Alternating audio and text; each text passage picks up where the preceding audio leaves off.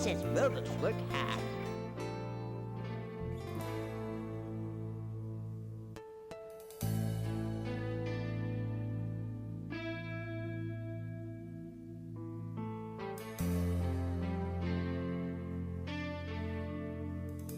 Say his name and he appears.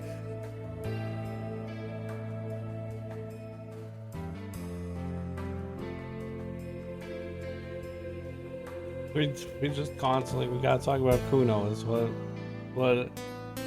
Kuno doesn't care.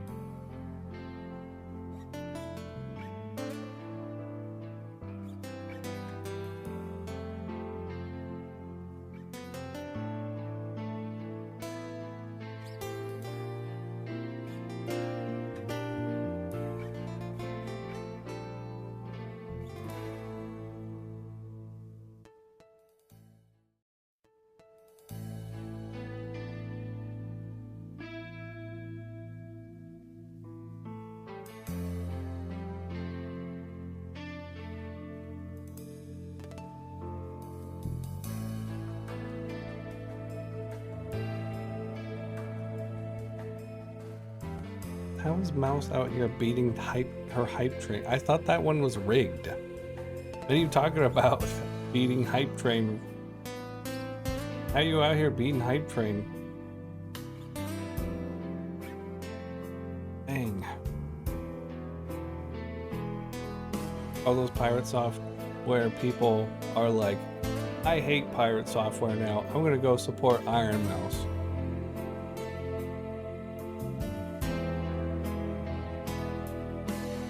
I don't know what else would do it.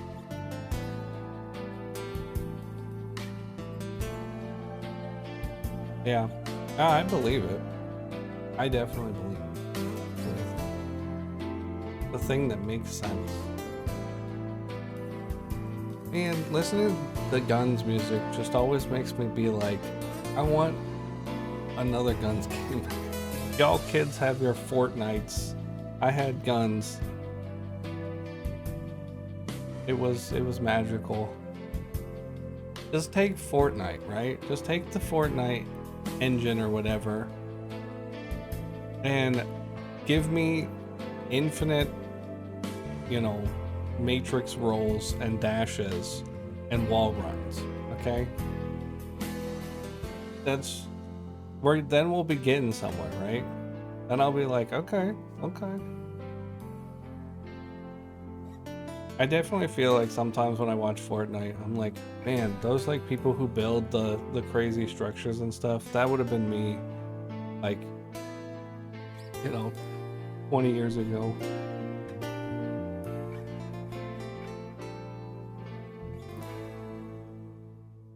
I would have been so good at the game. No life in it because it was free. I didn't have any money. I've been trying to go through my old purchases and things like that. And try to categorize all the things that I've bought from Humble Bundle and things like that, which is very difficult. But dang, it's very difficult, and sometimes I find stuff that I'm like, oh, that's where I got this game. Like, it's so old. You know, I found my keys for Dungeons of Dreadmore and stuff like that. It's just like, I've had this game almost as long as I can remember. Like, at least remember having Steam. I remember the first Humble Bundle. The first 3 or 4. Because I think it was like the 4th one. I was like, something's not right here. Because they made the first Humble Bundle, and it was like, this is a one-time event. There's only going to be one Humble Bundle. You're going to get, we're this radical idea. We want to raise money for charity, and we got all these people together, and they're basically donating their games for free into this incredibly cheap bundle of games, and we're going to give like 80% of it to charity, right? And then it was like, okay, cool, awesome, that's great. And then I don't know, it was like a year later, it's like Humble Bundle 2. It was the same thing, and it's like, okay, maybe this will be like a yearly thing. And then it was like 6 months later, and it's like number 3. And then it was like 3 or 4 months after that, it's like number 4. And then they just stopped having numbers, and then it was just like, hey, guess what? Now there's just a Humble Bundle like every month, and it's like, remember how it was like 80% to charity? Now it's like 60% to charity. And then like another year or two went by, and they were like, we've got a store page now, and now it's only 20% to charity and 80% to us. And now it's like, sometimes if we feel lucky and generous, we sometimes give pennies to charity, but the rest goes to us. And it's just like, okay. But they have they have like 4 bundles going on like every day. And I'm like, is it really I guess it's also partially just like video games in general have exploded. You know, there only used to be, you'd go to Walmart or wherever, like Best Buy, there'd be like an area of the store, and there'd be like 4 boxes. You'd have like Prison Tycoon, Deer Hunter, Counter-Strike, and World of Warcraft, and that'd be it. It's like choose your destiny. You know, you can only pick one because each one costs like $50.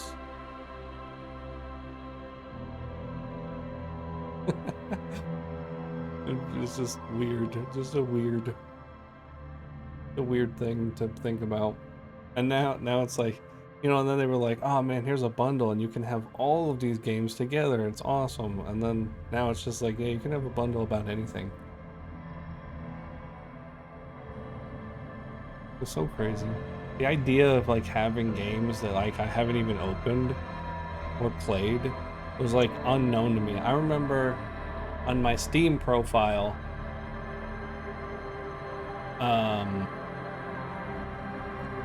when I didn't have like any games, and they did this really cool, oh, finally the music's not so absolutely like loud. It's not bad music, it was just very crazy.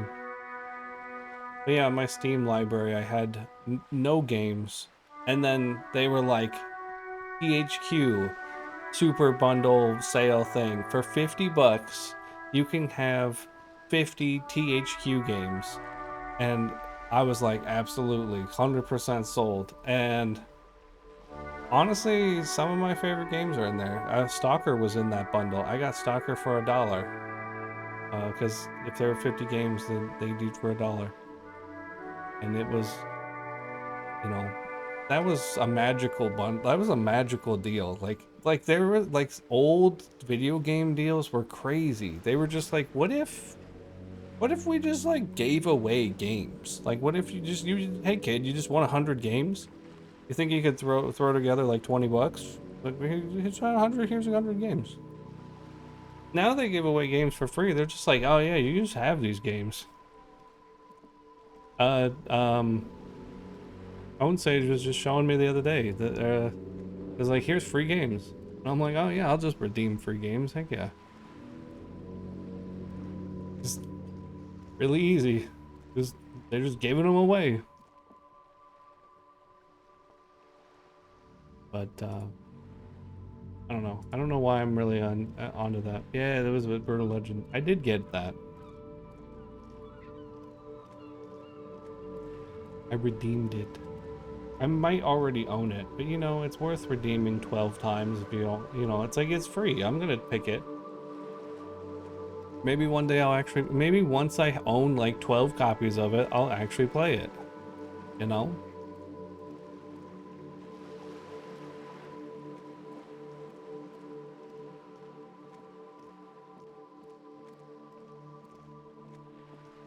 We could go to the place where we feel no disgrace. Must have smelled potato cellar. Emanates the air vent.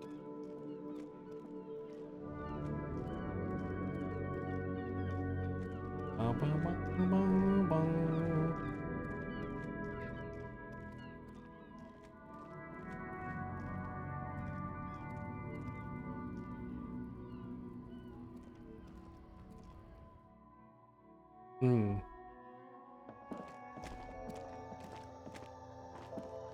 The tear machine stands in the corner. A sign says, 1 bottle equals 10 cents. Insert your bottles. Your bottles clunk into the machine, and the money appears with a satisfying jingle. You're a richer man now. Yeah. I'm so rich I have enough money to afford rent tonight.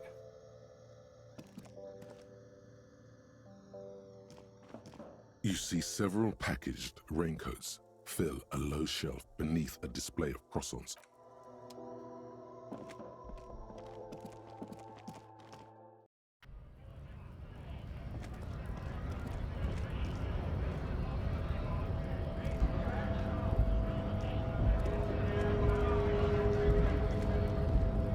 I think we can get past this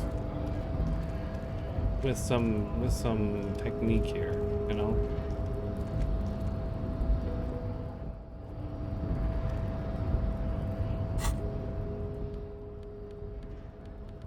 Because we have this physical instrument can go up. We put this on. Now we have physical instrument +1, right? So we have 3. That's more than we had before.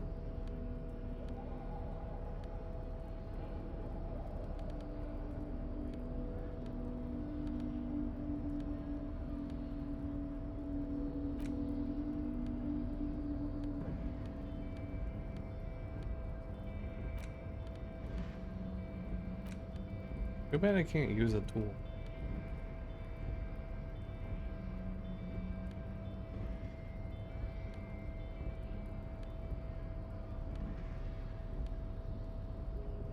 And we could get drunken physique too.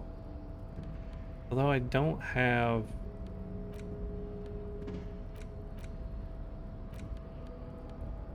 Do I have? It says I have 4 here. I could use this and then use the alcohol.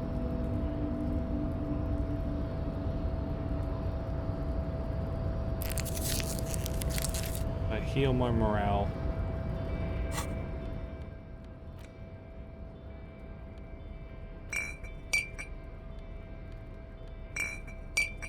So loud.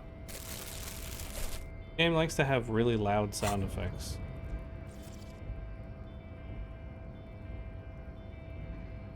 My volume.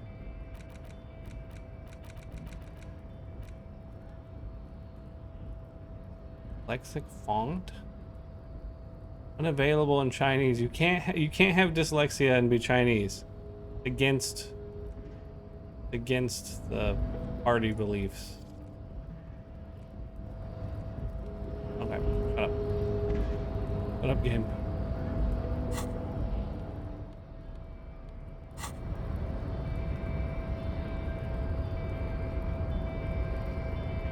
Forget how to use this.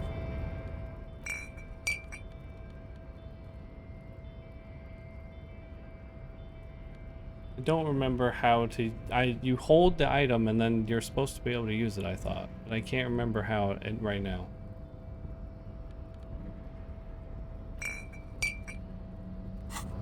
There's an icon down here, but when I click it, it doesn't do anything. Action, interact, highlight.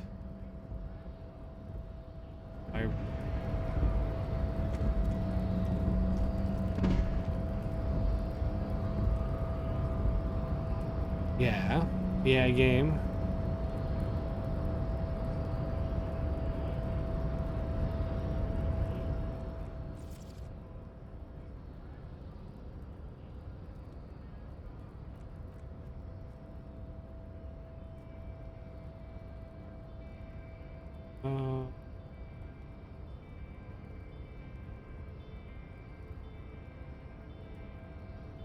Yeah, red checks completed right away once, most checks.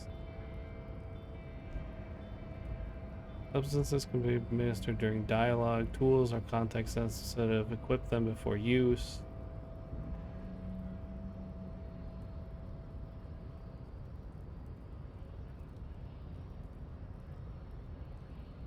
Don't be afraid to say weird things.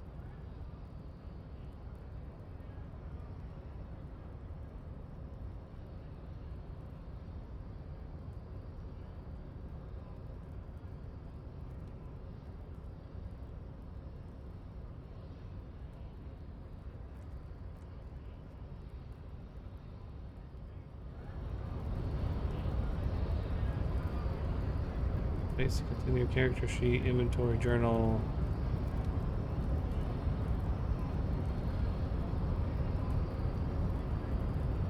I genuinely don't remember how to do this.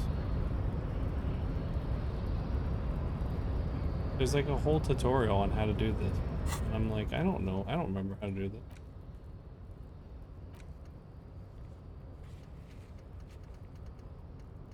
Done it before.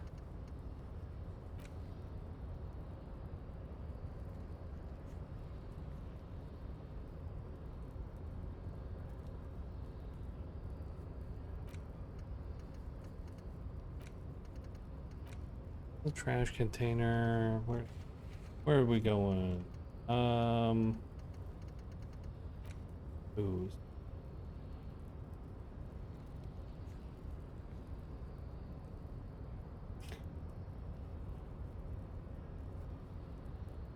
Equip your in the held item slot in your inventory, and the magic happens on its own. But it's not happening on its own. The problem.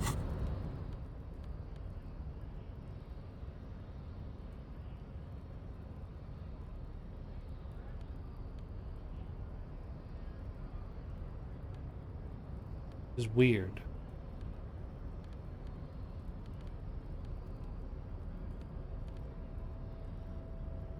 Maybe put this one in here.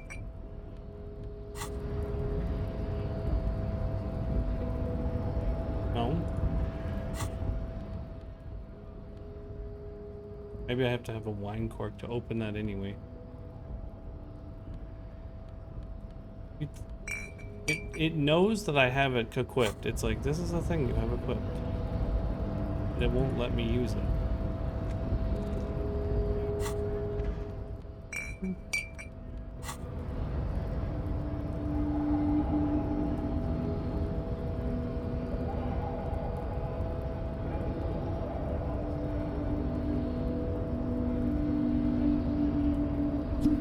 Okay. I don't know why it won't let me click it, but it did. It finally let me click it. Okay. Because of the game being weird, I guess. Your race descent has only worsened. And now I can. Now I have a high chance. You have really let yourself go. Because now I have 5. Now we can fail again and lose and die. Okay, yeah.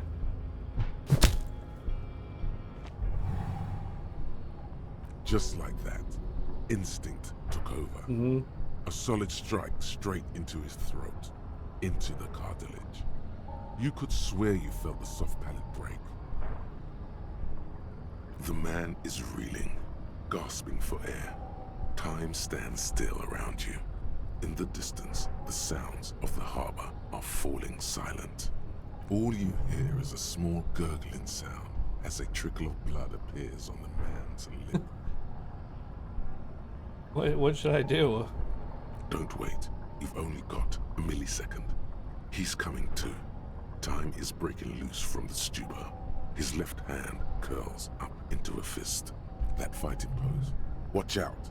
He's expecting the hook. There's no way that backing up and performing a 360 flying spin kick will actually work, though.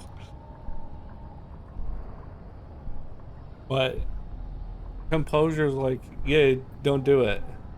Yeah, yeah, I couldn't figure out how to drink alcohol for like 5 minutes. That's what you missed. Because the game wasn't letting me click on it. It was down there, and I was clicking the button, and it wasn't working. And I'm like, what am I doing wrong?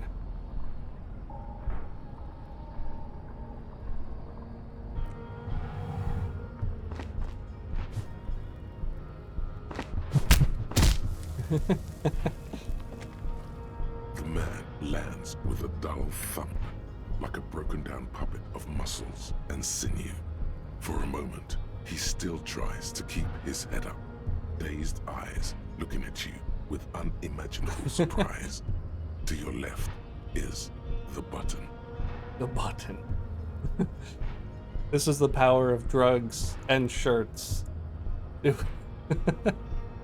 Disco Inferno.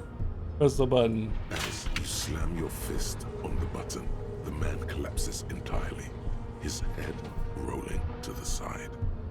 Looks like you're the new Measurehead now. No one is the new Measurehead. Let's go before he gets up.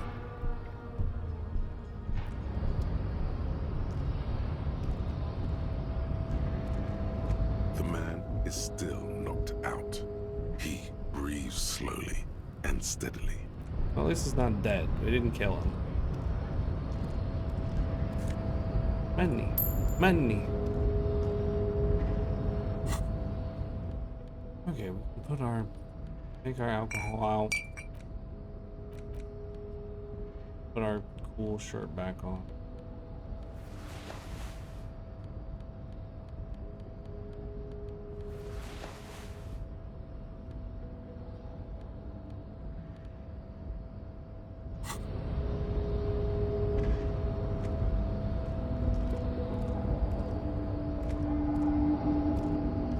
Oh, I pressed the button. I need to go back down.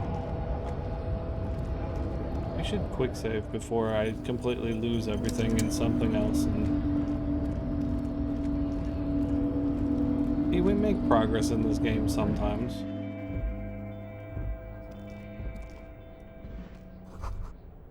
Every worker, member of the board.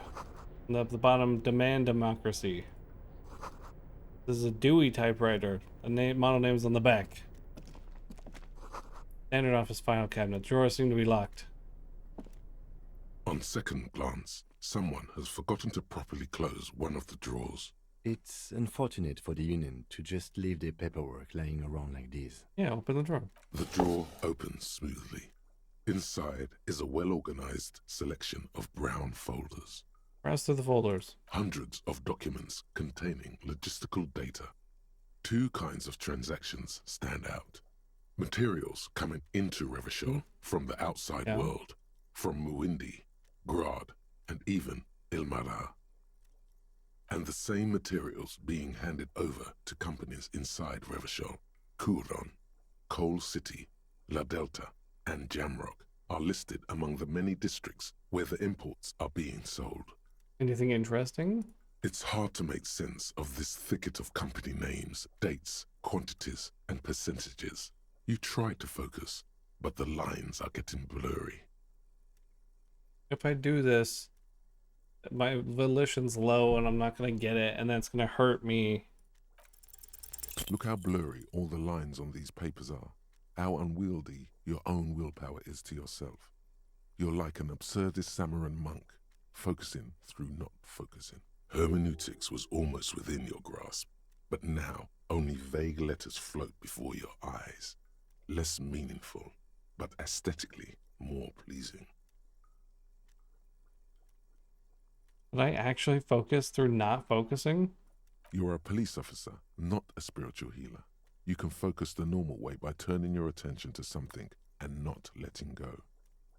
I let my eyes go completely out of focus. All the shapes start melting into each other. Is that what you're doing with those folders over there?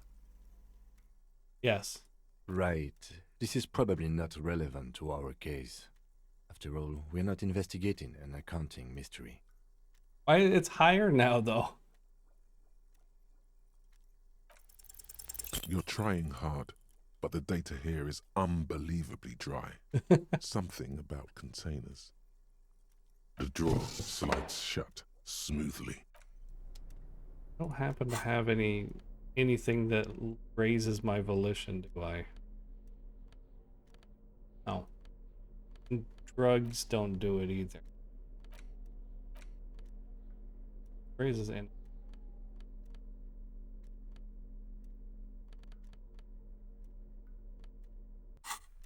All right. Interact to inspect the book.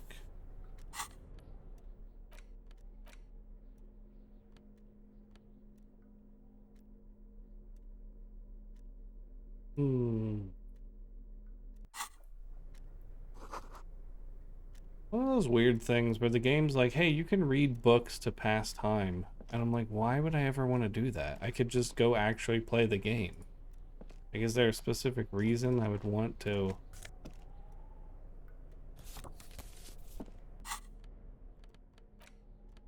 Like, not do that and just read a book instead? Laminated postcard, glimpse across the river. It's a little more than a decade after the war. The Eastern Bank is already fully renovated. This postcard will sell for a pretty penny. Maybe. Maybe actually a pretty penny. Like a singular pretty penny. Radio's emitting strange buzzing sound. An imposing combination of a punch clock and a payphone is looking down at you from the wall. A note on the side says, tokens unavailable due to strike. Use change. I'm not using my hard-earned money. Giant ass print on the pillow and pattern of coffee. Good to know.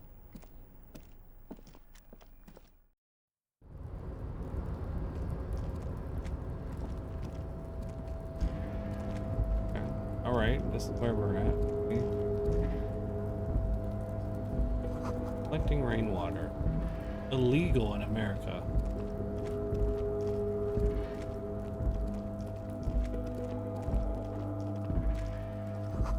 Numerous bottles of Commodore Red. Okay. At least 3 packs will serve cigarette butts. This is the night watchman's booth. The name on the door reads, René Arnaud. Okay. Listen, it's okay to take a few minutes to yourself. Sit down and have a breather.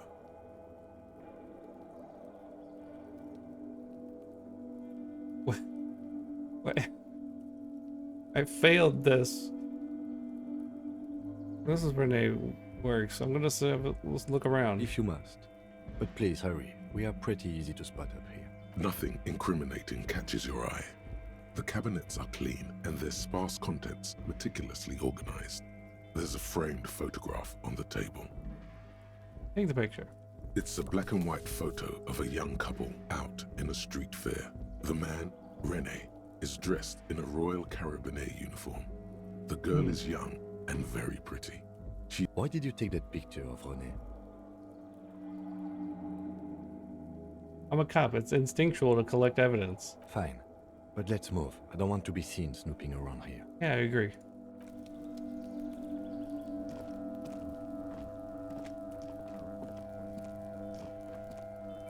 I came all the way up here for that. Makes sense.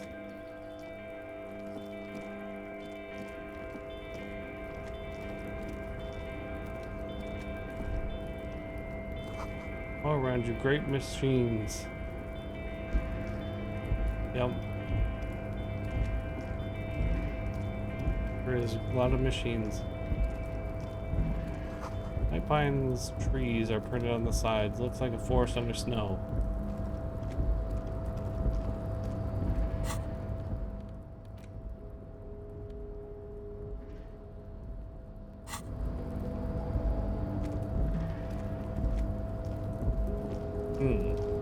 Alright. How do we get up there? It's like even further roof? Huh.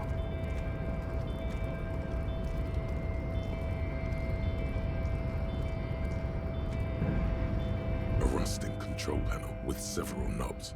2 buttons marked Marsh and Arrête Okay. are faded with use. It seems to control the large crane above. A container is attached to its hook block. Marsh. On. Arrête. Yeah, Off. I thanks Encyclopedia. I'm glad that you told me that. With a loud grind, the crane shifts overhead, moving a massive metal container through the air. Okay.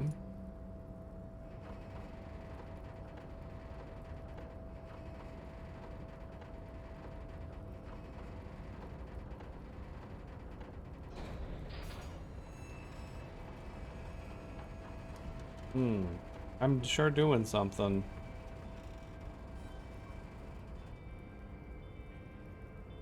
And with a surprisingly quiet thunk, the crane places the container down. Okay. The harbor sleeps as the strike rages in the distance.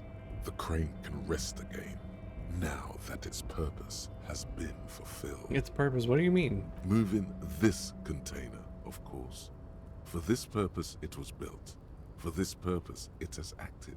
And now it will rest. Okay, fair. I can't see how that was worth the wreckers, except for seeing the crane in action, which I admit was satisfying. Yeah, I don't know either. I'm gonna be honest, Kim. I just kind of pressed some buttons, and I'm gonna be real with you. I don't know what I pressed them for. So.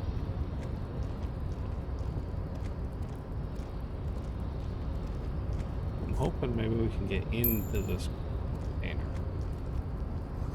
He faded a valse.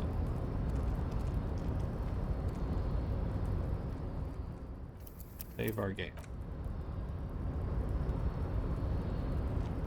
Before you stands a cargo container, just one of many in the yard. I think there's something special about this container. Is this like your thing with that wall again? No, it's totally different. I don't want to paint to it. I'm drawn to it. There are a million containers here. Why are you fixating on this one?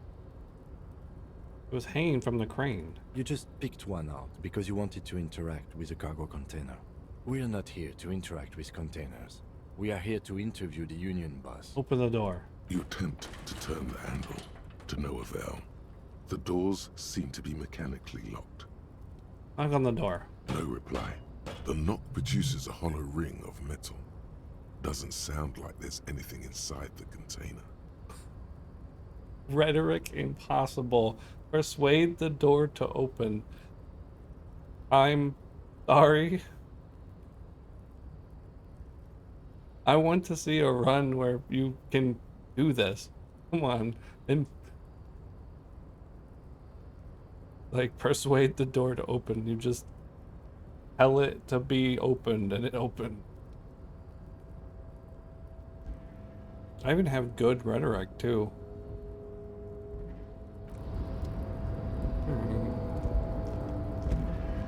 Yeah, it seems awesome to be like. It also means whale fjord. Arden. Whale fjords. Can I go over here? Oh, I can't go over here. That was not obvious. The shipyard ahead is oddly quiet. Oh, hey, it's a 5G tower. Speaker tower is silent. There's no work to organize.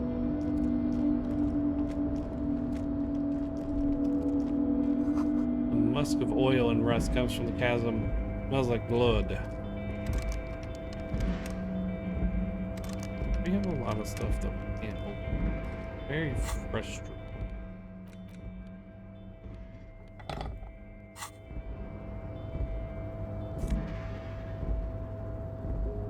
Oh, Ultra Series gloves.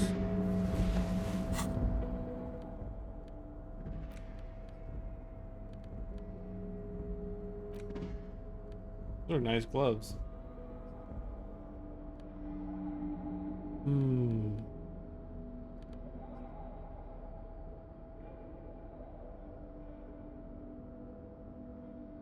That's interesting. That is an interesting, but these increase interfacing. Does Half-Life really do anything for me? Frightened.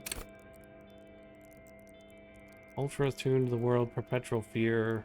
Somebody else's name and sent. You'll always be ready at low levels.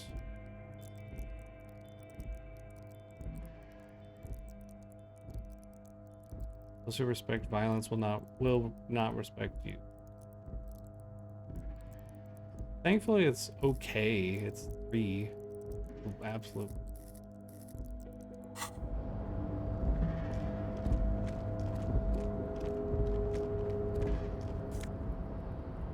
Whole dollar up here? Industrial size thermos.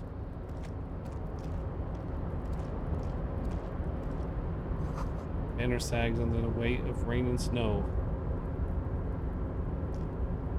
Container, container, I'll turn you nice and red. Container, container, put the logos on. The lyrics to this container song are being made up as he goes along. The accent is so thick, it's impossible not to notice he's Ubi, from the vanishing peninsula of Ubisund on Muindi. Ubisund. Container, container, used to be Wild Pines. Container, container, now belongs to Everard. Do not interrupt the little man in his joyous activity. Container, Alright, fine. The lyrics, the I'll accent. do it. container, Hi. Everard, Everard, Everard. He looks after everyone. Huh? Well, hey there. How can I help you, mister? I see you are not a union man, mister. Did you get lost? You're not one of them scabs, are you? What's with you people? I mean, I don't personally mind. Folks is just folks, you know, and folks gotta eat. Just some of the other guys don't look too kindly on the scabbing kind, if you know what I mean, mister. You're Ubi, right? Oh yes, born and raised in Irish, mister. Mum had to leave my dad after he got a bit violent. Took us here to the new world. I was about 10 then. Too old to lose my accent then. Yeah. People say us Ubis are up to all sorts of trouble with sheep and other animals and whatnot. I just want you to know there was never any of that where I come from. No sir, those are just nasty rumors. I'm glad we started this conversation this way. Thank you for clarifying that, sir. Yeah. What are you doing with the containers? Oh, I'm just making some covers for them containers here. Yes I am, yes I am. So it's easier for the crane operators to spot them. What's going on here? Look at the mountain of containers behind him. The containers in the yard are green in Wild Pine's livery, and the mountains rising behind Leo is all red in Union colors. It's like some red infection was spreading outwards from the container yard's core. There appear to be cisterns underneath the Union container covers.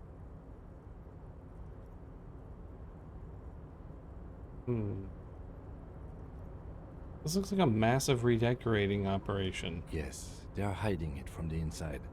All the red containers have the debarders union. Must be nice logo being on them. smart. Yeah, it is kind of nice. I really enjoy being smart. Unfortunately, I don't know. I always lose every possible personality thing. My encyclopedia was like 1. I think I like encyclopedia a lot, actually. It's really nice to be like, here's the deep lore of everything. Has anyone told you why you need to change the covers? No, not really. Mr. Everett doesn't tell me all the big things. Says I go and tell them to everyone. It's underneath the red covers. Oh, I don't know, mister.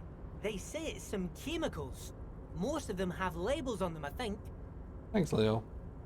Oh, no trouble at all, mister. No trouble at all. Where's everybody at? Oh, most of the guys are down at the gates, keeping the scabs from coming in. Okay. We're on a strike. The whole union is. You don't have to work when you're on strike. Ha! We haven't worked for 2 months now. Fancy. Hey, how you doing? How's the potion girl doing? I did not know that you played the game.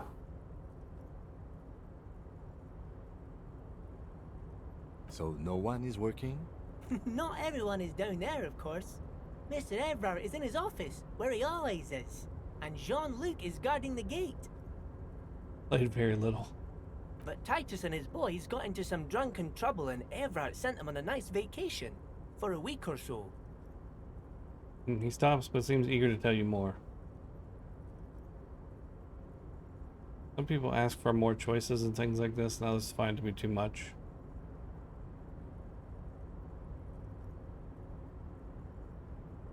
Yeah, you have cat stare. I don't remember that one.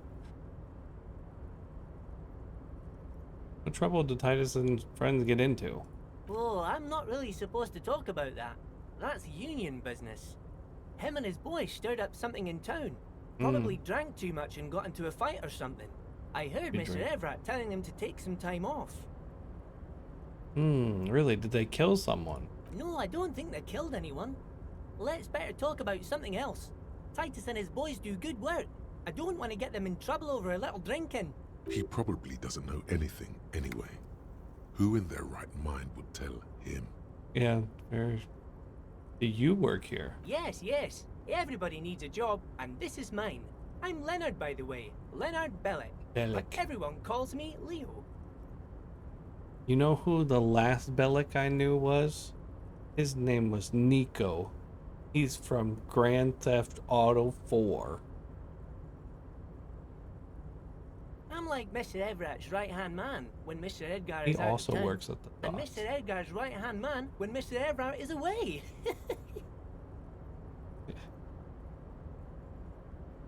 Actually, Miss Beaufort is the right-hand man, but she's a lady. A lady?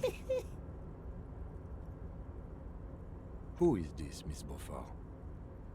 A real pretty lady with a skin like those Douai Sucre candy bars my missus likes so much. Them are real nice to suckle on once the dinner is done and me and the missus sit down beside the radio.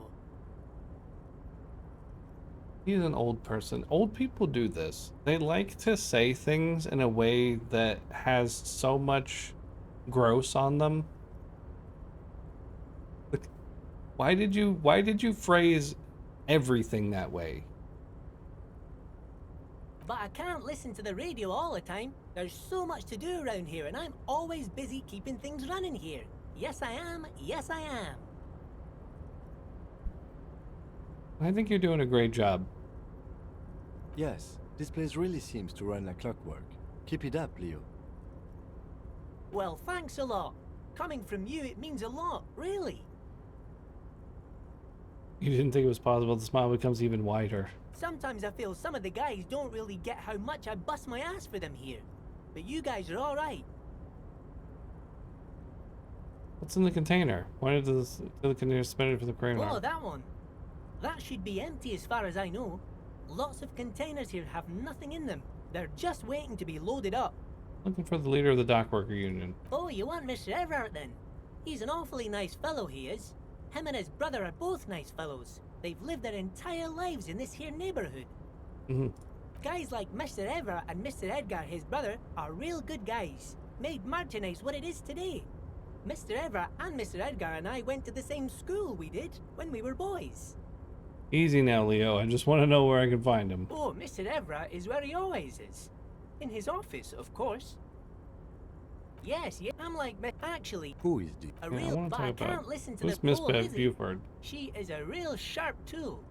Mr. Everett put her through some fancy school and everything, east of the river. Ah. 4 years she was gone, and when she came back, she was all fancy and lawyerly. Hmm. He respects that word. That's obvious. But she's a real nice girl. Grew up in this here neighborhood. Knows everybody said and gets her along with skin- everyone. Real pillar of the community one day, I'm sure.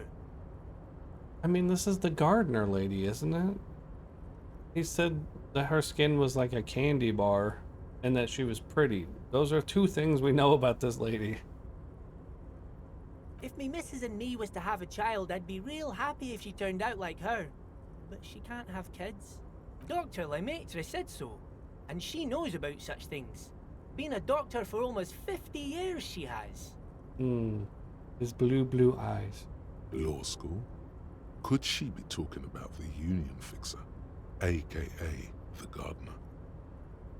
Yeah, this is the union fixer. I knew that. Looks like it.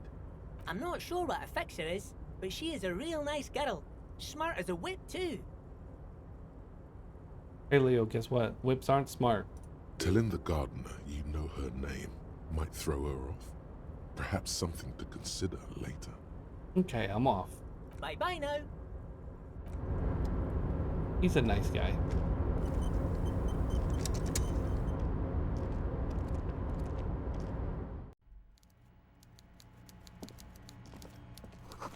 Coffee in the giant thermoses is still lukewarm. Stair made of pallets is leading up.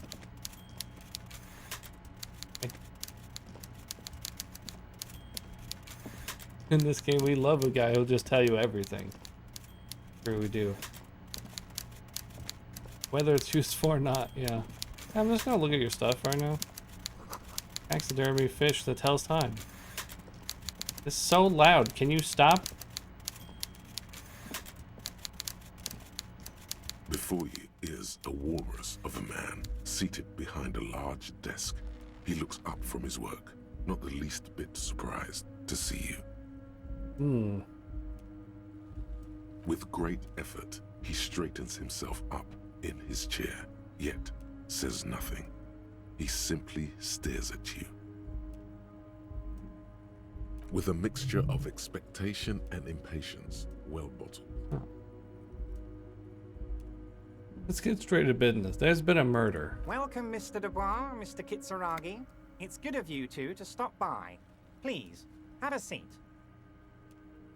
I'm Everard Clare, head of the Debarders Union here in Martinez. I like your voice. I'd offer you my hand, but unfortunately my health prevents me from getting up. You understand? I do? He looks extremely comfortable. The tiny folding chair, on the other hand, looks like a torture device. You go ahead, detective. Forget about that. What's with this Dubois stuff? You're getting some seriously bad vibes from that name. Why are you calling me Mr. Dubois? Please, Mr. Dubois, let us converse in a civilized manner, as equals. Take a seat. I insist. It's nothing. Yes, that's probably right. It's nothing. Forget about it. Filter it out. I don't sit. It's kind of my thing. Very well, Mr. Dubois. I respect a man with strong convictions. As he nods, his multiple chins move like ocean waves. Alright, Look, you don't have to be so... Like, just because he looks like me doesn't mean you have to be mean to him that way. I, too, have convictions. One of which is that I will not engage with any man who won't face me at eye level. Should you find yourself more amenable in the future, I'd gladly resume our conversation. But until then, I'm afraid I must ask you to leave. You're no Titan of Elysium, buddy. He's got you in a fork. Sit down or leave. No Titan of Elysium. You know that. You sure do. You sure do know that. Alright, I'll take a seat. He's just gonna bully Excellent, me. Mr. Dubois. I can see that you're a reasonable man, And reasonable men can be of great use to one another. Try to wink back. So tell me, how can the head of the Debarders Union help a representative of the Revachol Citizens Militia today? The chair you're sitting on has got to be the most uncomfortable chair in the world. It's violating your backside. Took health damage. Oh, by the way, I heard you got a rather rude reception from a certain Lawrence Gart. Some people have no manners, it pains me to say. This should take care of that nonsense. Points to a giant novelty check. Absolutely comically huge. It should be sufficient to cover your expenses for a few days and patch over your differences with a cafeteria manager. Go ahead, take it. Wow, that's 25 real. That's good money. You need it. You need it.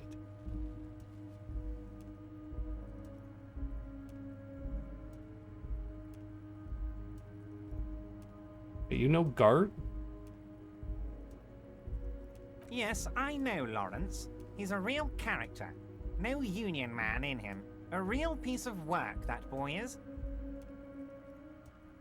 With a grin, he points to the checker game. It's like you're on a game show. At least don't thank him for it.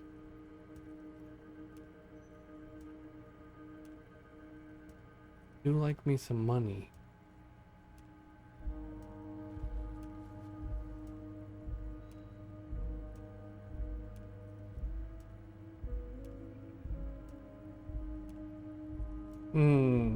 I don't know, man. Money's nice, but I also don't really want to associate with you. You can take the comically large check and shove it up your ass. Okay, okay. I respect a man with principles. No handouts, then. He crosses his arms with his ample midsection. Now, I'd like to set your mind at I'll ease call it about one other matter. Your lost gun. Let me assure you, Union people are on it as we speak. I've got my best hounds looking for that lost gun. His slug-like lips move, but all you hear You're gonna take is more an echo. damage. Lost gun, lost gun, lost gun. The world is swallowed by a black hole of fear. Only two words escape its gravitational pull. Lost and gun. Yeah. When he said, "Don't worry," he actually meant, be very worried. Nice. You took money from both people. How do you know about my lost gun? I'm not worried. I got this. Actually, I am kind of worried. I know everything, Harry. Right now, I know that you're worried. Don't be worried. Everything's going to be all right. It's not like you left it loaded. You didn't lose a loaded gun. Local children aren't out there playing with it right now, pointing it into their own mouths. It's in a safe place. I just know it. I have a feeling everything's going to be all right. It was loaded. There were 2 bullets in it. You always keep at least 2 barrels loaded. I have composure. The problem is that I'm not gonna make this.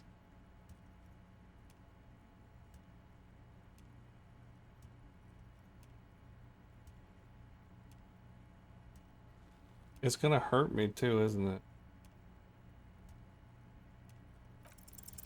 God, you're sweating. Your knee is jerking. You're about to cry, You're aren't about to you? cry. You're about to cry because you lost your gun and those children are gonna shoot themselves with it. So what? Men can cry too. You want to cry? God, you're weak. Whatever you do, don't cry. He'll think you're disgusting. Mr. Dubois, you don't look so good. I'm dying. Mr. Dubois, he keeps repeating. What is he trying to pull here? You need to cool the fuck down. Chill. Yeah. Mr. Dubois! Mr. Dubois! Harry!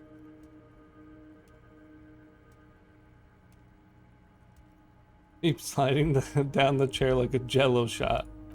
Mr. Dubois, are you okay? Can I get you a glass of water or something? Are you having some kind of medical emergency? I'm always having a medical emergency. Maybe you could use your hands somehow, in a kind of throw-in motion, like you're throwing that Mr. Dubois act right back at him. He's Mr. Dubois.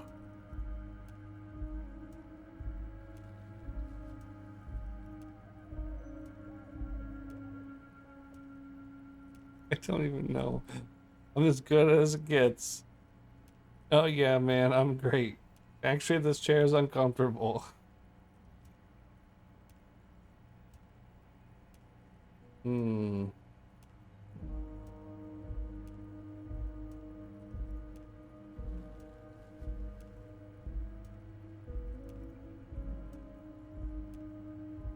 Yeah, I'm as good as it gets. Don't be dramatic. I can see your condition isn't terminal. What an odd demonstration of... you got me, Harry. I don't even know what. As entertaining as it was, Yeah. I'm afraid we're wasting our time. And I'm an extremely busy man, as I'm sure you are too. Okay, enough. We are here to ask you some questions pertaining to a murder investigation. Quick, here's your window. Get yourself together and ask him questions. Police officer questions. Aren't you gonna ask me about how I got in? Am I going to ask? Hell, Harry. You spin-kicked my strongest man in the face. I saw it from my window. Would you ask a man like that how he got into your container yard? I don't even know how I was able to do that. Don't worry, Harry. Between you and me, I'm not a huge fan of his race thing, but the Union did not get where we are today by frowning on eccentricity. Anyway, I assure you, I am a very well-informed man. Information reaches me before I even get the chance to request it. I mean, Mr. Dubois. Of course. Let us dispatch with the formalities. You call me Everard, I call you Harry. So that's really my name? My God, so it's true. I didn't want to believe it, but you are a fantastic science fiction amnesiac cop, aren't you? What are the odds of that? I think the odds of that are very low. It might be a good idea to hide your confusion. I mean, see what his game is first. My memory's fine, I'm just testing you. So good to hear that, Harry. Apparently my sources were wrong. However, if you did have a spot of memory trouble, I could help you out. With my big fat folder. Big fat folder. Words flow like a river of honey from his lips. I guess word has already reached him. No matter. No harm done. It's just a brown folder. You can't make out what's written on it. Are you trying to tell me you've gotten hold of some of our documents? Mr. Kitsuragi, would you mind? Me and Harry are talking about his lost identity right now. Don't just jump to the folder. That's not smart. Shows you're on the edge. Do some probing first. I mean, I can literally just have another look at the folder.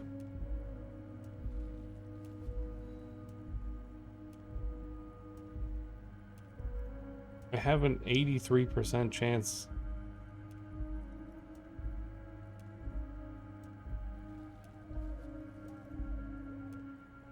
Where'd you get the folder? Ah, this? My friends in your organization gave it to me, Harry. This translates into, haha, you guys are so corrupt. I find that very suspicious. May I have a look? I'm afraid this is meant for Union eyes only, Mr. Kitsuragi. I'm sure you understand. Please continue, Harry. Yeah, I'm gonna run for the 92. As you look at the folder, Everard covers it with his hand and pets it.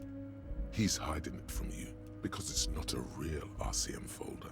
It's just another one of those brown folders you saw in the file cabinet. Not an RCM folder. Okay, Harry, you got me. This is from the Census Bureau, not the RCM. Those Census Bureau people are absolutely corrupt. You should do something about them. He got the name from the Census Bureau, and everything else from your actions here in Martinez. Yes, Mr. Kitsuragi from the Census Bureau. Like I said, now I'm actually a very busy man. So is there anything else I can do for you, Harry? That means he doesn't really know anything about you. A pity. The mystery of you will have to remain a mystery for the time being. Well, the Census Bureau says my name is Harry Dubois. Yes, that's what I said. Try to keep up, okay? Let's move on. What's in the container outside your office? My dear Harry, there are literally millions of containers in this harbor. I couldn't possibly remember what's in all of them. Nothing special about it. It was attached to convulsant crate. Harry, you smooth-talking son of a bitch. Time is a precious resource, and I don't have enough of it to count containers with you. Smooth talking. Maybe that's the way to go about opening the container. You should at least try convincing it. Rhetoric. It literally says it's impossible. I can't smooth talk the container open. It's got like an 18.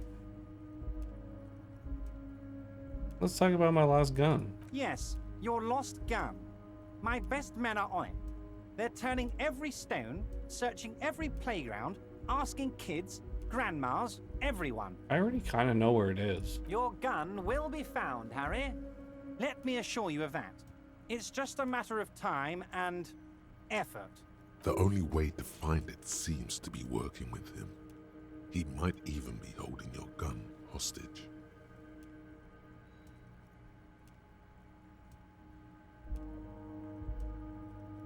The gun may have been bought from Roy's pawn shop. Have your men factored that in? Yes. Thank you for the hot tip regarding your lost gun, Harry. My men have indeed factored in that you pawned it. Now please, let the professionals do their job. Kick back, Harry, relax. I have great guys on this. You focus on what's important, building our relationship for the good of Martinez. It did not come as a surprise to him. He might actually not be bullshitting. I don't care about my gun. Keep it. I don't care about my gun. I love it, Harry. Wish I could be like that, but I can't. I have a responsibility to this community. I can't have a loaded gun out in the streets. The officer is exaggerating. Of course we care about the missing firearm, and we are actively looking for it as well. I mean, I literally just was like, hey, I don't care about it. It's marked as done now.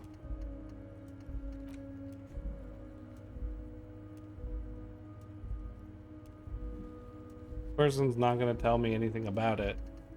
So I might as well just be like, hey, you don't know anything? Okay. Excellent, Mr. Kitsuragi. That's excellent news. Looks like we have a friendly gun-finding competition on our hands. I want to talk about the hanging. Oh, of course. That's your main thing here. That's why you're in Martinez. Yeah. I know everything that goes on around here, and I would love to help, like I'm helping you with your lost gun. You keep... I mean, it's no secret that the lynching is connected to the strike. So much to talk about. Right. Honestly, it's been weighing on me so heavily. I understand you need to interview me. Nothing. But there's a thing that's been keeping me up at night. I want to talk about the hanging. I mean, if we could just calmly talk, exchange information, we could blow this thing wide open. Yes, that sounds good. Let's do that. But I can't think straight with this thing weighing on me. You're police officers, aren't you? I have a crazy idea. You guys are basically door-opening machines, incredibly talented at opening doors. Kim, is this true? Are we door-opening machines? I'm not sure I understand. If you're asking us to break down someone's door, it's not going to happen. Come now. I just need you to go open a little door for me and leave it unlocked. A simple thing. Absolutely nothing shady about it. An excellent opportunity presents itself, sire. You could win the trust of the arch-liar, pretend to play into his hand. Then, should you wish, bend his efforts towards your own.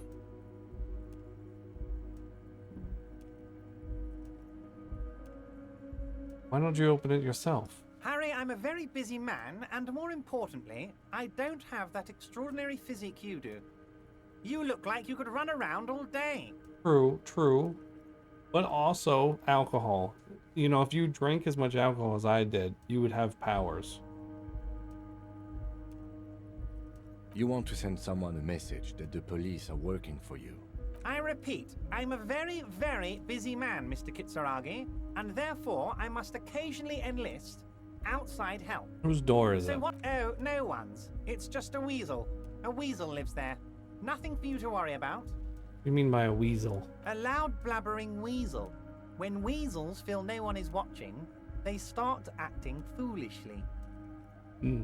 Just go there, unlock the door, and leave it open. It's been such a burden on me, Harry. I just want this to be over so I can discuss business with you.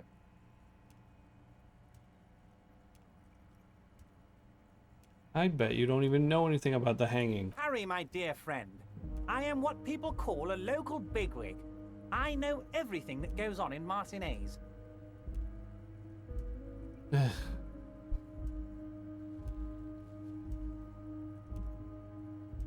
So many things. Ugh. It's exhausting talking to this person.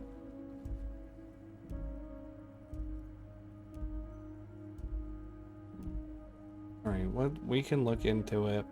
Fantastic, my friend. Just let me know when it's done and we can take our friendship to the next level. You can get the key from Manana. He's down by the gates. Manana's like a free agent in the Union. Special operations. Hardened socialist. A real free thinker too. He'll tell you precisely where the door is. One last thing, Harry. Just open the door. You don't need to go in or anything. I just want that weasel to come home and see the unlocked door. I met Joyce. Oh, that's very nice. I haven't gotten around to her yet. I'm very, very busy, you see.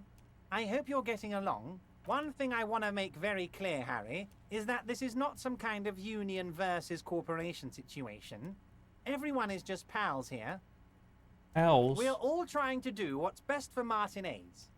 Don't feel like you can't cooperate with her because you and I are such good friends and I'm helping you find your lost gun.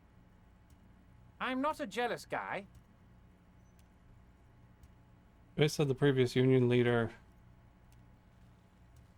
disappeared. Vanished? Harry, the woman left her casserole in the oven and couldn't make it here in time for the voting. Oh, did I leave my casserole on? Better go home and check. The election can wait. When she got back, the whole thing was over. Wait, there was no mention of a casserole from Joyce. Funny, Joyce didn't mention any casserole. Harry, Harry, Harry. Do not fixate on this little matter. Maybe it was a rabbit stew, or a hairdryer, or an iron. The point is, her heart wasn't in it. Mine was. This particular brand of humor he has, it makes for a fine distraction. What happened to the previous negotiator? What do you mean, Harry? Nothing. I let him go. Why would you make an ally like that? He's an old let him man, go? Harry. I wanted him to spend more time with his family. God knows how long he's got left. Yeah, you did kind of call him bad things. Harry! I have little people in my organization. I would never call someone a midget. What is this? Honestly, I'm beginning to think you're a midget, Harry. Wow. I'm only kidding, Harry. Wow. You're not a midget. No one is. We're pals. Wow. Wow. Joyce seems to think the union is lowballing her. Yes, yes. Low balling, of course. This isn't a casino, Harry. Real people, real livelihoods are at stake here. But everything's a casino for those rich types. Yeah. His expression makes it clear. This is childish and irresponsible behavior. Why haven't you let her see you? If she actually wants to see me, she will find a way. Any good negotiator would. And I just don't have anything to discuss with a bad negotiator. Okay. Of course, Harry. Let me just assure you one more time. It's perfectly okay to share anything we discuss here with this Joyce. This is a completely transparent organization. Sure. I have no interest in what she is doing, but I myself have nothing to hide. Your business is your business, and I respect your privacy. Just remember, none of this is secret. Tell her about all of it. My brother's picture, my singing swordfish clock. Tell her how overweight I am and how I'm helping you find your lost gun. Tell her about everything. Evrart doesn't mind. It is rather interesting to tell people things about each other, isn't it? It was nice telling him about her right now. I'm going to leave now. Wait. You need this to get in and out through the gate. Video games. I was wondering how I was supposed to get out. Here, you're one of us now. A real red and white union man. Take care, Harry.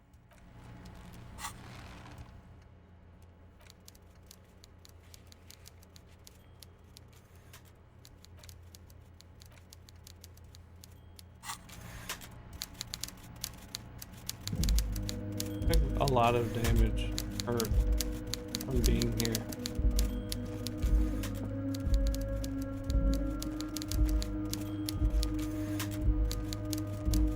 How's Trine doing?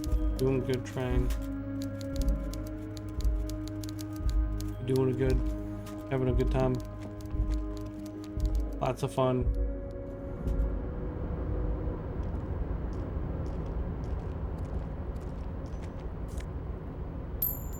Money. Money.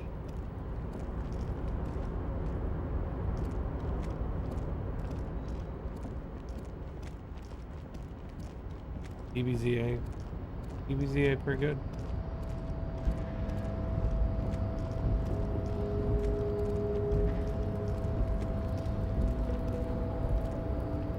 You're back before the cargo container. Its drawer has not lessened since you were last here.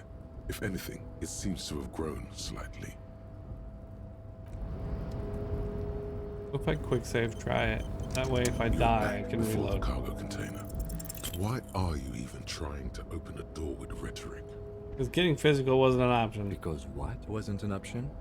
Using my body over my wits. Now is not the time to get philosophical, detective. You can do that after hours. I tried. The 3%.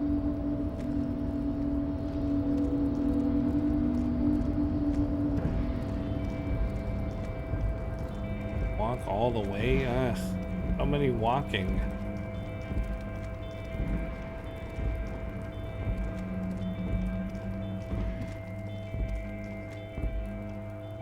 I go down here. How do I get down there?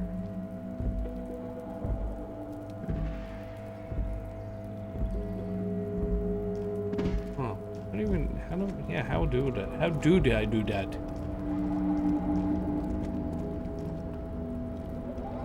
Looks like someone left his tarpaulin cloak hanging on the railing here. The white rectangle of the Revachol Citizens Militia is clearly visible on its back. Look, Lieutenant, someone left their cloak behind. Yes, it was probably you. It does bear the RCM insignia, after all. Yeah, The service cloak issued to you by your station? Yes, yes I do. grab the cloak. As your fingers touch the tarpaulin, it almost feels like the cloak wants to deliver a message of comfort through your fingertips.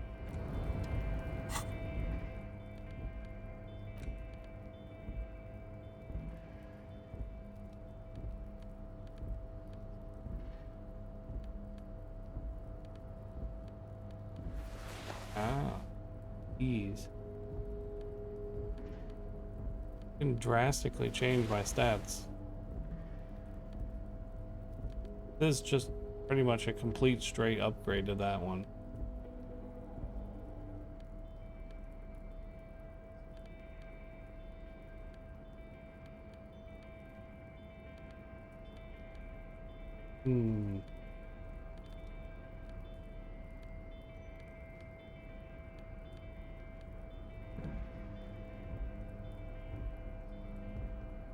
Lost authority.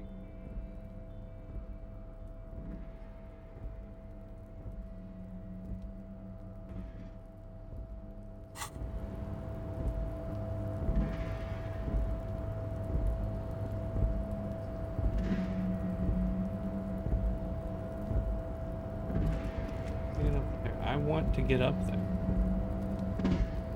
These are places I want to go.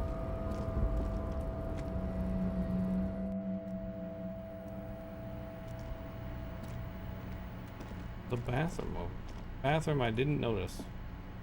The file cabinet stands steady as ever. The drawer.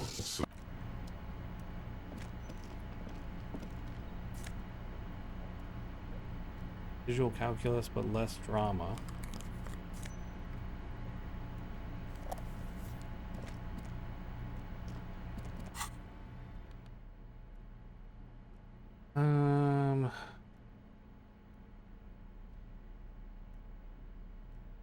Not noticing things is like half this game.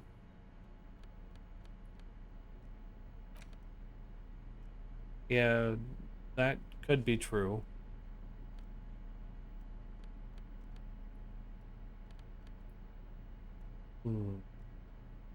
Lowers my...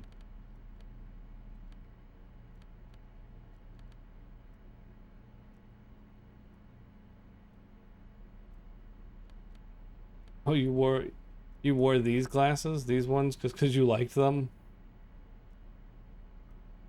Or are you saying these ones? The office shades. Perfect for scribbling down paperwork.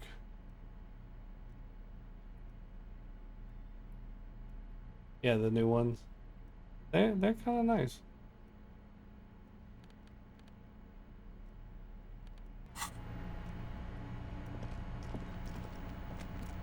They're definitely there. I don't know what I would do with this thing.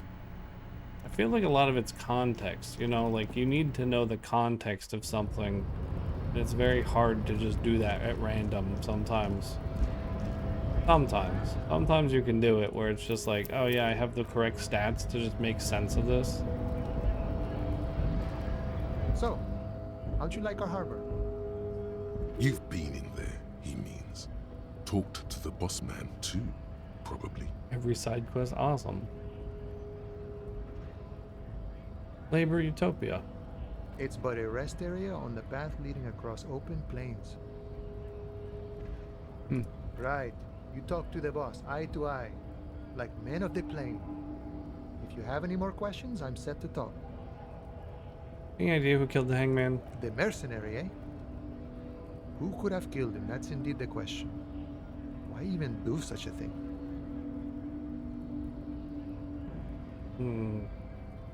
Well, Merc was hanged with a very specific type of cargo belt. What a thought. Why would noble workers resort to such a thing? Unless they were pushed, of course. Pushed? Your dead guy was an enemy combatant. Did you kill him? I ain't the murdering type, but that's just me. Large organizations like our union have all sorts of men, with all sorts of skills. He's not lying about not doing it himself. Understood. This has been of limited use. Still, thank you. No problem. I wish the best to you in your search. Sure, I'm glad it's not my search. Everyone said you had a key to a door. A key, huh? What door is this key supposed to open? I was hoping you would tell me. Of course. I got you. You don't know anything. He taps the side of his nose. I got that key right here. And let me tell you, it's mighty good of you to help us out during the strike. Working class solidarity, as they say.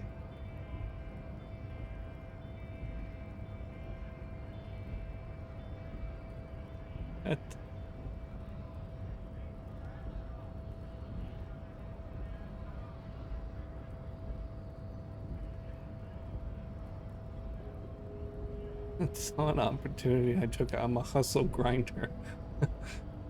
I don't. I'm not so sure about the hustle grind, but you know, it doesn't matter. It's a good thing you're doing. Thanks.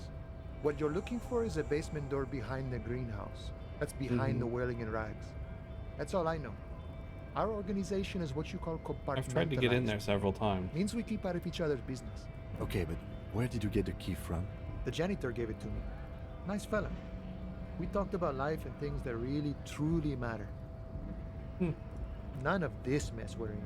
This jiving and juggling. What's it for? To feed our children, I guess. Anything else I should know about this task? I'm more of a philosophical dock worker. I like to talk about the big picture stuff. Who I am, who you are, what we are fighting for. He means he's not going to tell you cause he doesn't know. But he will shoot his mouth off with you now that you're working for Everard. You know anything about the Hardy Boys? Los Ardis? They're an independent militant group. A bit too high-strung, but it comes with the responsibility. They're sort of like you. Preserve the rule of law and all that. Except it's Everard's law. But really, they're just like you. Why are you striking? We're negotiating our share. Your share? Aye.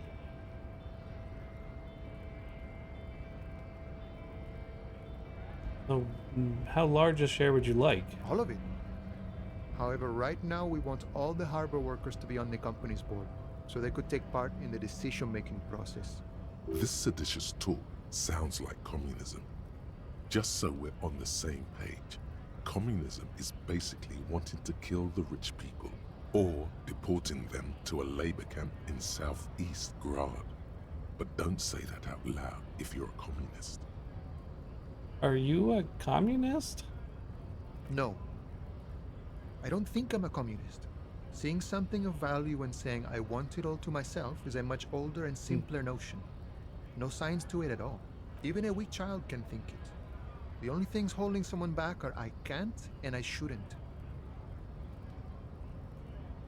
Ooh, I don't have anything to add to that. A none of the above kind of man. No harm in being that. What can you tell me about Everard? I think it's best you make up your own mind now that you've met him. In my eyes, he is a capable organizer and a decent businessman. This is the bossing the union entail anyway. I guess you kind of get to be the village chief. He oversees the harbor, makes deals with the owners or other relevant parties. I could have guessed that. Watches out for his own. By that, you mean corruption? By heavens, why would he not be corrupt? We live in a harsh and disordered world, see? And in this world, the old man is corrupt for our benefit, and we know it. Appreciate it even. He is, personally, not too lavish. You're right, he's very aesthetic. Okay, he's reasonably lavish, sure. That's his prerogative. It's not like you want a saintly demeanor on a corrupt motherfucker. That would be a manipulative illusion. Besides, there are no non-corrupt systems in the world anyway. And moralism is the most corrupt of them all. This man has political theory, and it has not failed him today. You seem to spend a lot of time thinking about the political situation. Sure. I've had the necessary free time. Fortunately, there's always time. The look in his brown eyes conjures up an understanding. For him, having command of his time is the most important thing. It all comes together now. The way he speaks about scabs, his general attitude. He's a follower of a 500-year-old Franco-Nigerian Boyadero code, itself an appropriation of Vespertine cool. That of a noble peasant or a traveling herdsman. True to yourself, independent in your actions, loyal to your friends. Maybe I'm this. No. I could, but what? What if, maybe, unless? What if? No.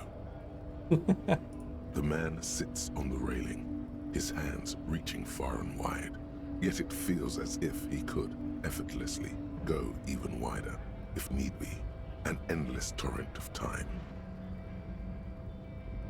That sounds nice. Fairweather T500. Remember that weakness you were looking for in the ceramic armor?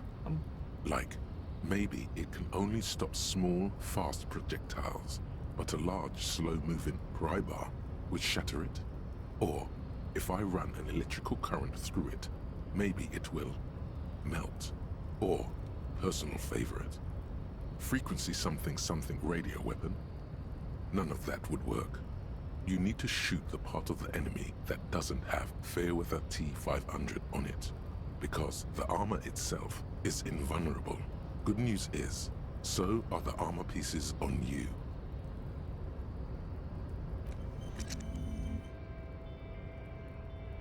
Oh, 2+ hand-eye coordination. Yeah, frequency something something radio weapon. 2+ hand-eye coordination against enemies and FT 500 armor. Nice.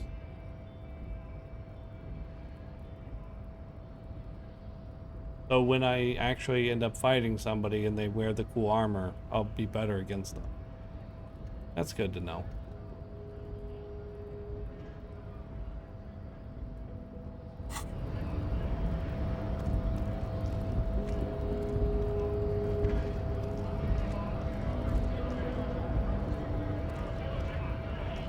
Okay, so we got through there. We are severely hurt.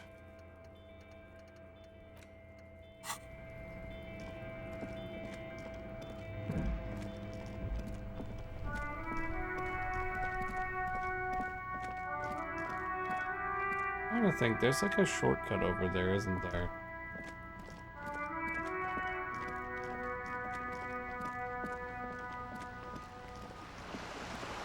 I can go this way, it's fine.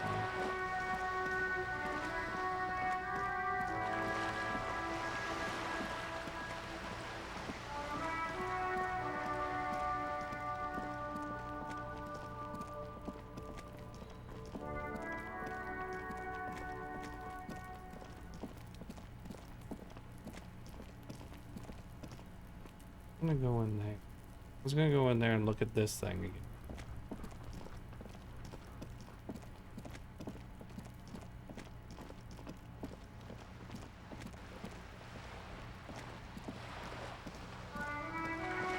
No good way to get around that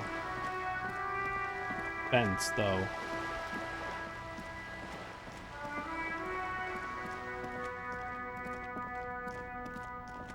Might be able to go in through.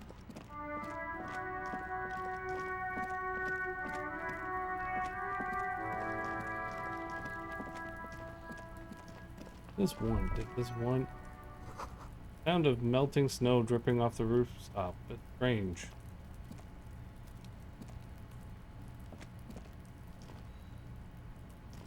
Sure love to be in there, but don't know how. An inconspicuous pile of the roofing material, Eternite. Why am I looking at this pile of roofing material? Because it's nice and Why? orderly. Well, I have like an 83. Don't be this way, game. I'm safe scumming. I've already failed this check before because I didn't have enough sight. What are you talking about? An inconspicuous pile of the roofing material. Because there's a secret door hidden behind the panels of Eternite. That's why they're too orderly. I was like, last time I was here, I had like a 75, and now I have an even higher perception. And it's like, come on, game, don't be this way. Pull the panels aside. There it is. You see a shabby little door.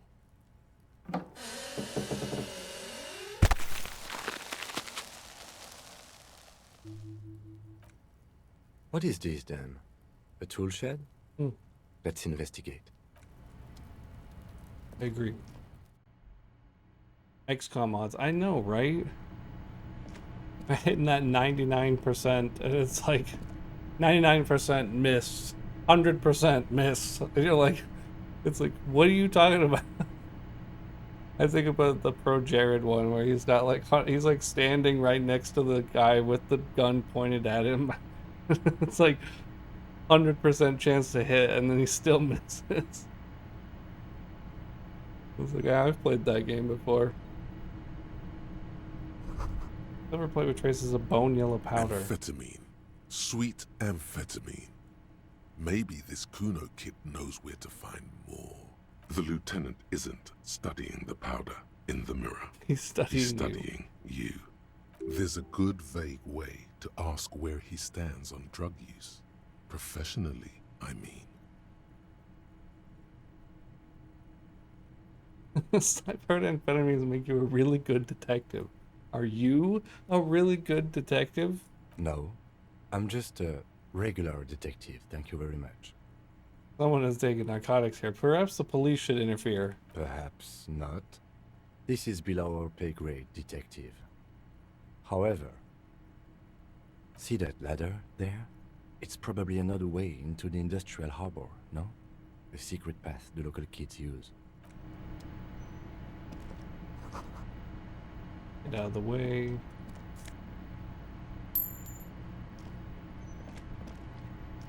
I guess this maybe is a way, a way past Measurehead as well, maybe, potentially. Magnesium supplement you rub on your chest to live a happy, magnesium-rich life.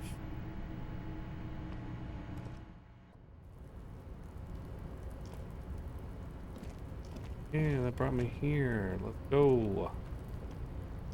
Maybe. Doorway is gonna collapse soon. Restoration pillars keep the ruins together. Postcard.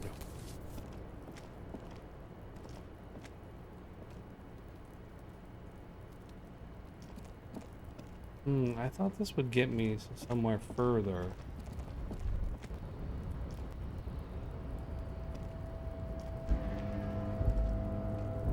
I mean, it's cool that I got here.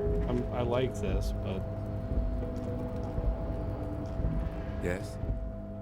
Oh, I didn't want to talk to Kim. No. Excuse me? You have a distinctive way of walking. If I were to walk in front of you, we would surely collide. Yeah. What do you mean distinctive? I hope you don't take this the wrong way. It's just a collegial observation. In the 57th, we call it the Jamrock Shuffle.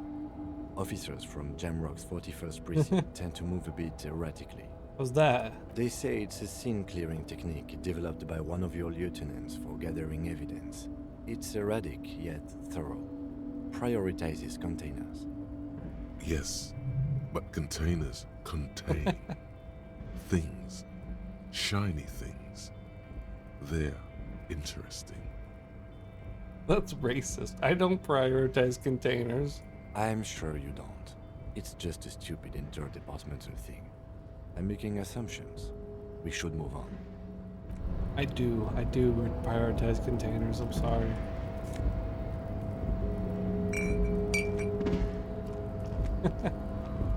Jamrock Shuffle, yeah.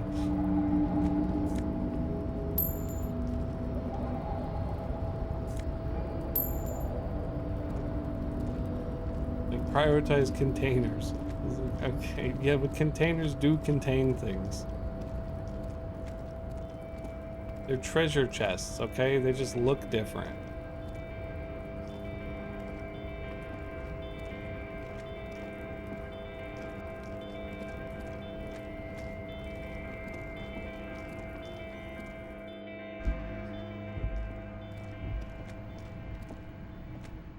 Okay, well, it wasn't enough to get through the harbor, but was something.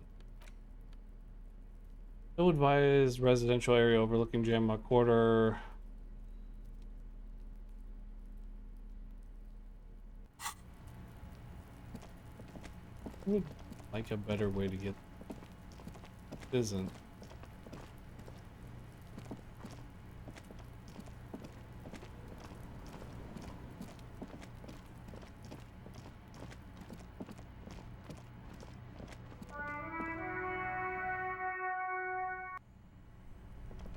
Go down here.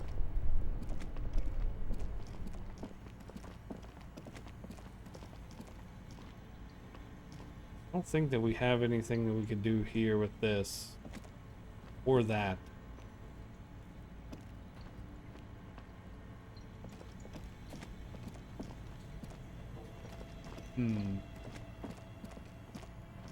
Probably just keep going with the door thing.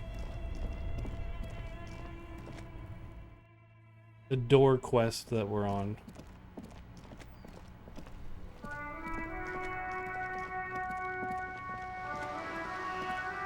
It'd be worth healing myself.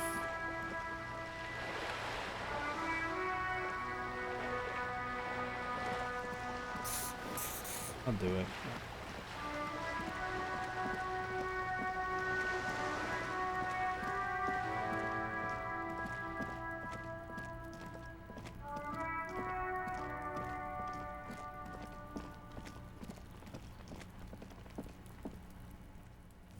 Alright. This must be it. The basement door is weather-worn. The copper nails holding the upholstery in place have turned green from sea air, and there's a knocker shaped like a lion's head. Careful, I knock. You knock silently. The upholstery muffles the sound. No response comes from the apartment. I guess no one is in. Pressure against the door. The leather upholstery is worn and rough against your jaw. You don't hear any movement. In fact, it's oddly silent in the yard around you. No birds chirp. What's your opinion of the task we're undertaking? Let's be honest. This isn't what I joined the RCM for, but every day tells you something new about yourself. Apparently, working with the local union boss to get info on an investigation is not something I'm squeamish about. You don't mind if I unlock the door? I mind that the local thug is using the RCM for his busy work. But if this gets us to the bottom of this hanging, then I'm willing to look over it. On the other hand, we could just leave and tell Everard we opened the door. No one seems to be tailing us to see if we actually did it. Lie, Everett? That's also an option? Yes. Presenting a fabrication is known to get results here and there. You took this task. You make the call. The door is right here. You can just open it and be done with this. Yeah, but I really want to know what's in there. You try to be as silent as you can. It takes a bit of rattling of the handle to loosen the bolt. Finally, the door unlocks with a small clack. Thoughts race through your head. The sound of the key turning still echoes in the yard. Hopefully no one heard. There's nothing else to do than to leave and tell Everard. No conceivable reason for you to intrude on the premises. There might be important information in the apartment. I mean, there might. There absolutely is. We have to go in here. We didn't just open this for no reason. I opened this for me, not for Everard. A row of mugs sits on the shelf. Each one depicts a human figure. A dark-skinned woman grinning amidst mysterious symbols. A broad-shouldered man shoveling potatoes, and others. Tap on the mugs. A little ring. Though cheerful, the images on the ceramic make you vaguely uncomfortable. There's something disdainful in the way the curves and lines of the bodies were drawn. What do I mean by uncomfortable? It looks like the artist is celebrating diversity, but underneath, he's just making fun of these people. Oh, racist mugs, yeah. I don't think I like the owner of this apartment. No one's telling you to like him. You might learn something from him, though. The lieutenant picks up one of the mugs, then puts it back down with a look of disdain. I'm beginning to feel better about breaking into this man's apartment. Yeah, let's go, Kim.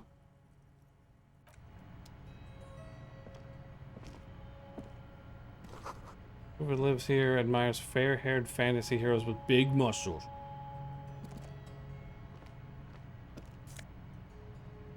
Oh, another shirt for me.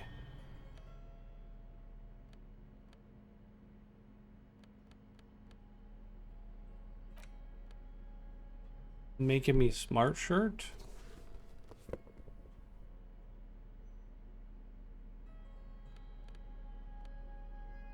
Huh.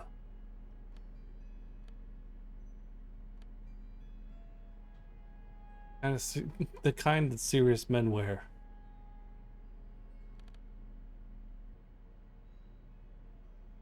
I don't know. Authority. We can modify our stats a lot. We have a lot of different cool clothes. You like having conceptualization at 7, but having logic higher might be better.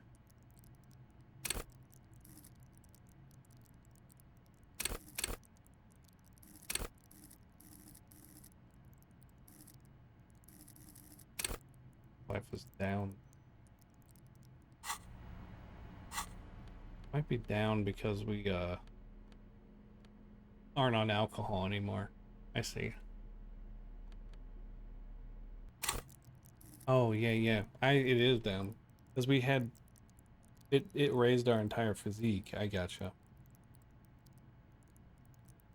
I really need drugs.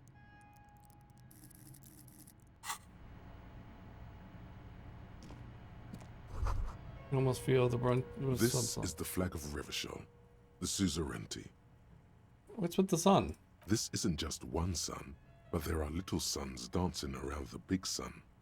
This is the sevenfold sun miracle. What is that? It's an optical atmospheric anomaly the first settlers saw. Happens in cold weather. 6 small suns around the big one. This complex halo phenomena is how old Revachol got its flag. Bowed down before the flag. Lieutenant, the old flag. Mm-hmm. The tenant is an old-fashioned guy. By old-fashioned, he means very right-wing. Yeah, I got it. Don't bow to the flag. The flag doesn't seem to mind. It's just a colorful fabric with a sun sewn onto it. Like all feudal flags, it looks like a children's drawing. I like feudal flags. They do look like children's drawings, though. They really do. They're like the type of thing where you ask a kid to draw something, and it's like, I drew a dragon, and it's like a squiggly green line, like, and it's like on a red background. It's like, that's the flag. That's what the flag is now. This is our flag. It's a dragon. Like this weird garden snake on like a blood red background. That's your flag? Yeah, that's the flag. Hidden world of walking stick. I'm gonna pull out the flashlight. I need that. Small suitcase full of clothes.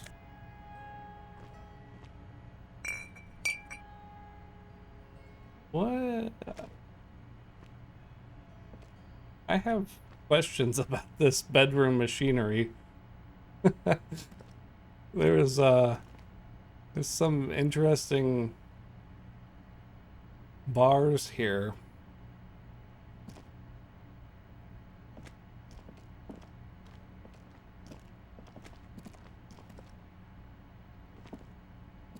Didn't really get I don't get anything.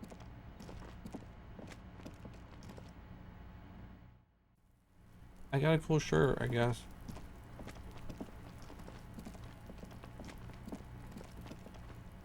I have to talk to Kuno. Really don't want to do that.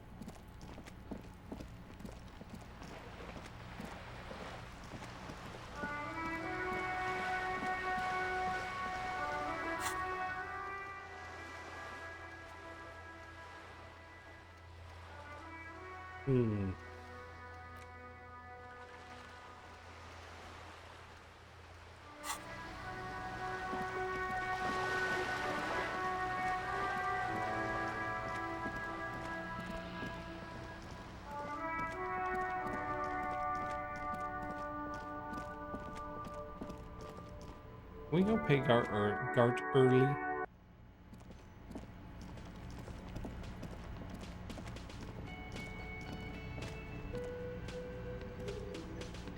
Can I help you? Got my bill for the night. Got the 20 real? I do. Good. You got the room for the night, but remember, you'll need another 20 real tomorrow. This isn't like Resident Sleeper where I can just make money at the casino with my absurdly high luck. How dare you start the day with like triple 6 or whatever, and you just go to the casino and you're like, I would like to make all of the money, please. And the casino's like, sure. And then you're like, man, I'm sure glad I have enough money to live for the day.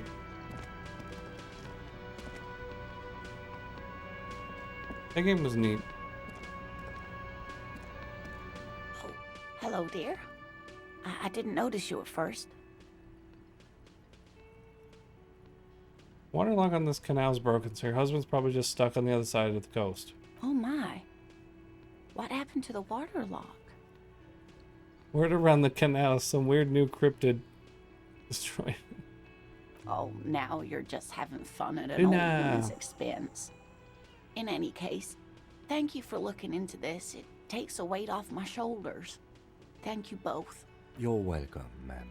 I hate to ask, but if your investigation takes you to the other side of the coast, please do keep an eye out for my husband. The quest for knowledge is never over. And if you see him, let him know Lena is waiting for him here at the Whirling. He gets so tangled up in his work that he may not know Are the the glasses waterlock's new? been repaired. And And take it's them on cold and out off. there.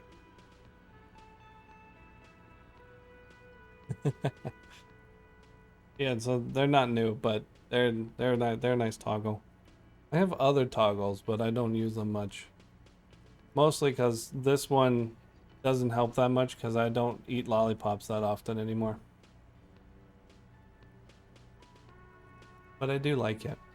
Every once in a while, it's always my intention that I'm gonna buy like a gigantic thing of dum-dums and get the blue raspberry dum-dums because they're good. Actually, I am tripping. Okay, cool, nice. I respect it. Many people in this chat like to trip and fall down. It is, you know, not a lifestyle that I necessarily want, but I understand. When saying how are you, same question, when are we playing? That's a fantastic question for me that I didn't answer. I'm wondering, what are we playing, Luna? It's not, we can play whenever. If you're around here long enough, you'll just be like, why does Ice not have a very consistent schedule? And it'll be something where I just am talking to Eggs or Dan, and I'm like, do you want to play Lethal Company? Or do you want to play, you know, Played Up or something? And people will be like, yeah, sure. And then it'll be like 20 something minutes before stream time, and I'll just be like, what if we just streamed that instead of me playing whatever normal game?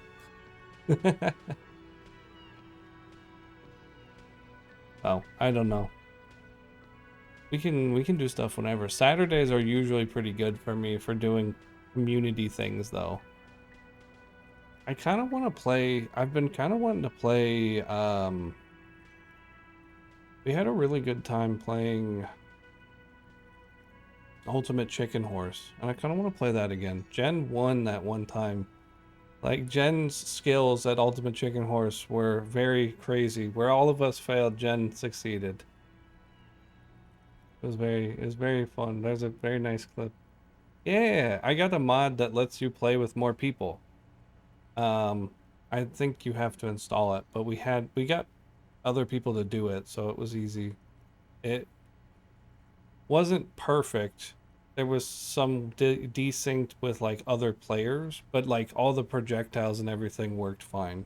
Like, if I remember, Dan would be able to tell you more for sure, but I'm pretty sure like all of the actual gameplay elements of the game worked perfectly fine. It was just sometimes other players would like warp around a little bit. And so we got to play with like 5 or 6 people. It was really cool. I really liked that. That was a lot of fun. I'll you're look such for a your dear. husband.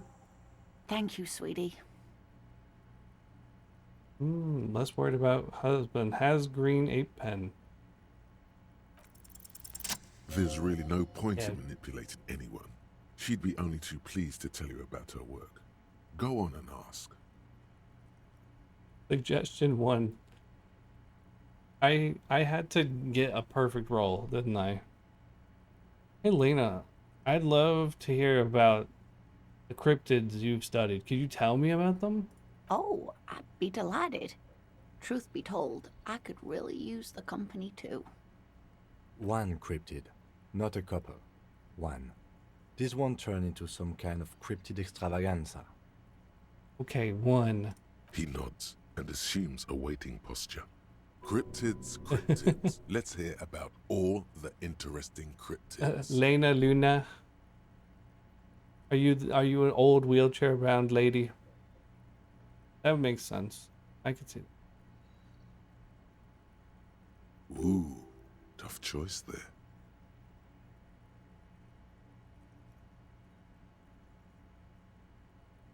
Hmm. Is that a cryptid on this pen that you gave me? Yes. It's the kind green ape. Half war story, half undiscovered species in the genus Homo. Yes, it was reported by soldiers in South Safra during the war. The kind green ape would visit bunkers during the night, healing wounded soldiers with its saliva. Okay. So you're telling me that that people would be in a bunker and a green ape would come in and drool all over them? Yes, it has amazing healing qualities. Some soldiers reported growing back limbs, regaining their sight. Okay. Indeed, there is. It's our closest relative among the cryptids. Same taxonomic family, different genus. Which is to say, the kind green ape is a species with which we share a common ancestor, and that evolved parallel to our own. Just like your partners. Are you performing a racist here, lady? Is that what's happening here? I'm pretty sure Kim is the same species. The lieutenant looks at you, pleasantly surprised. Oh, no, I didn't mean to imply that Saolites are inferior Oh, to us oh. in many ways. You are superior. For example, your earwax doesn't have a foul odor like ours does. A tremendous evolutionary advantage, I'm sure. But perhaps we've had enough speculative biology for today. What's the biggest one? Hey, you promised you'd only ask about one cryptid.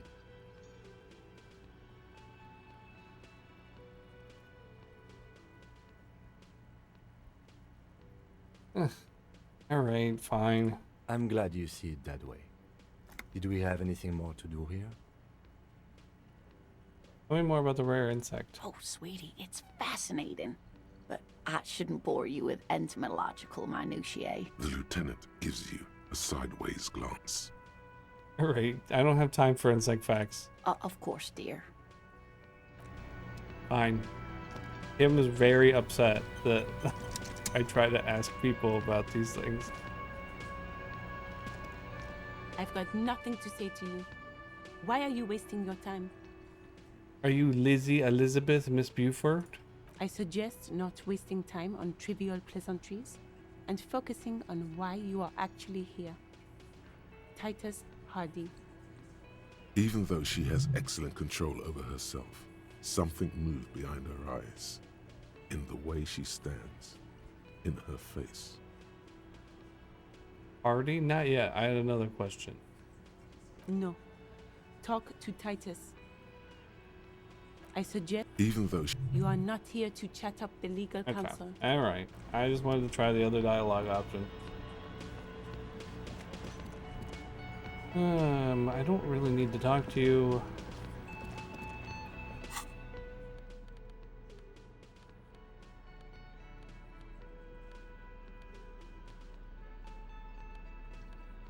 Putting on these other clothes would not necessarily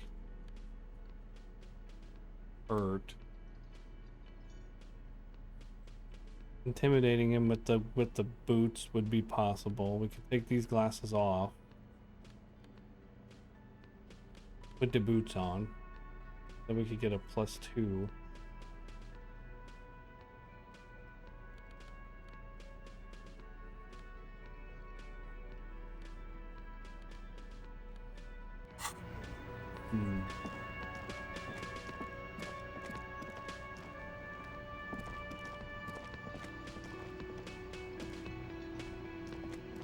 Wouldn't there be anything upstairs? I could go upstairs, I guess. I haven't...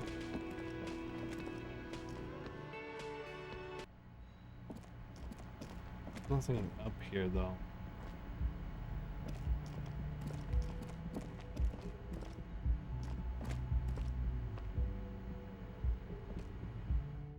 I just thought maybe it would be best to pay off debt that I have right now before I keep going.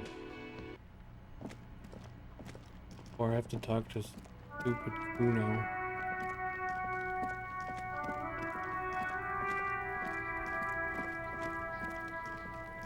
And save before I talk to the child because he'll kill me with his words.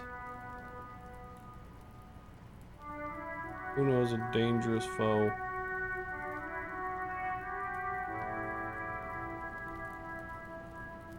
Honestly, I might not be emotionally prepared for this.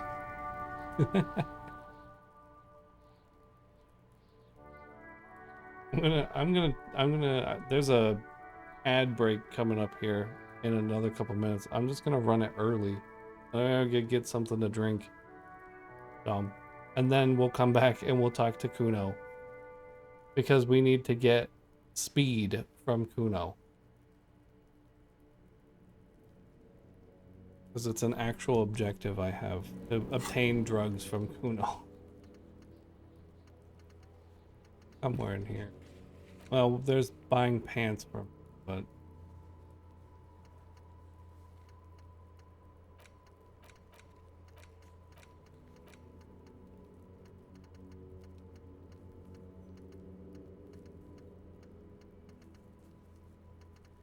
Oh yeah, we could do this. There's a few things we...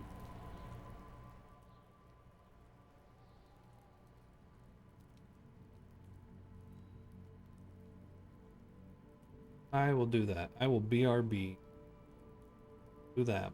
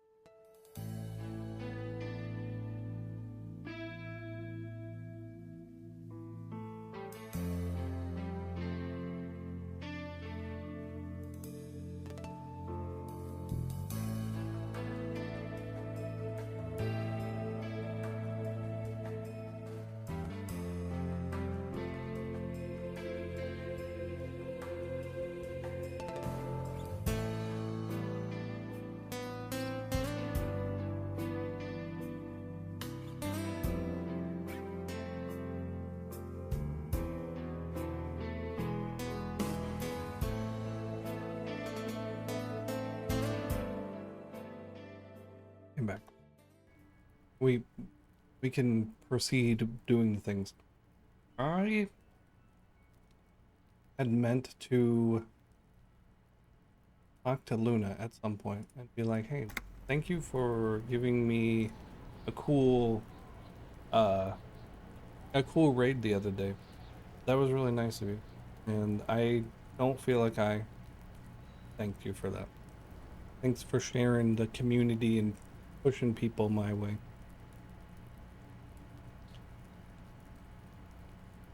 Can't move because I don't have the game focus. Now we have to talk to Kuno and ruin our lives. This is why I got something to drink. I have a big thing of orange juice.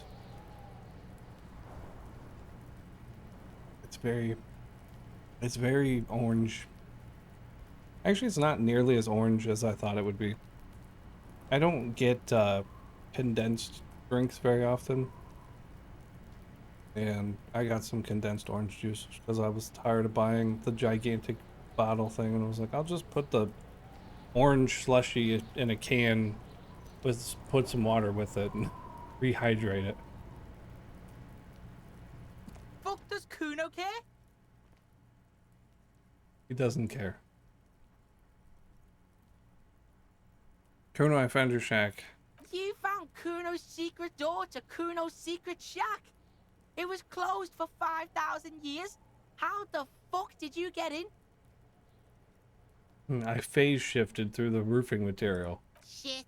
Get the fuck out of here. You can't do that. He can't do that, Kuno.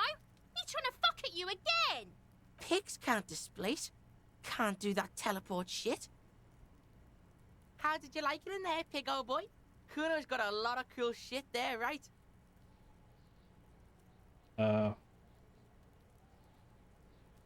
What's a pig head? Oh, that? Kuno decapitates pigs. That's just a Kuno demo tape.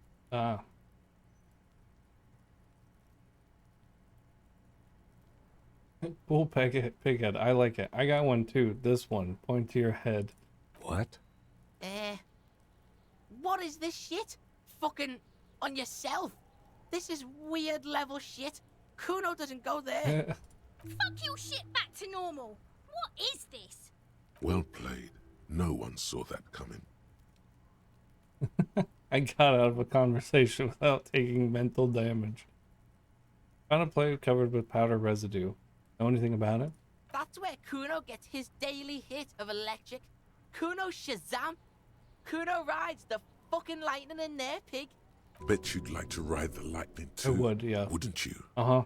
You feel tired and old, but you could have that sparkle in your eyes. Yes.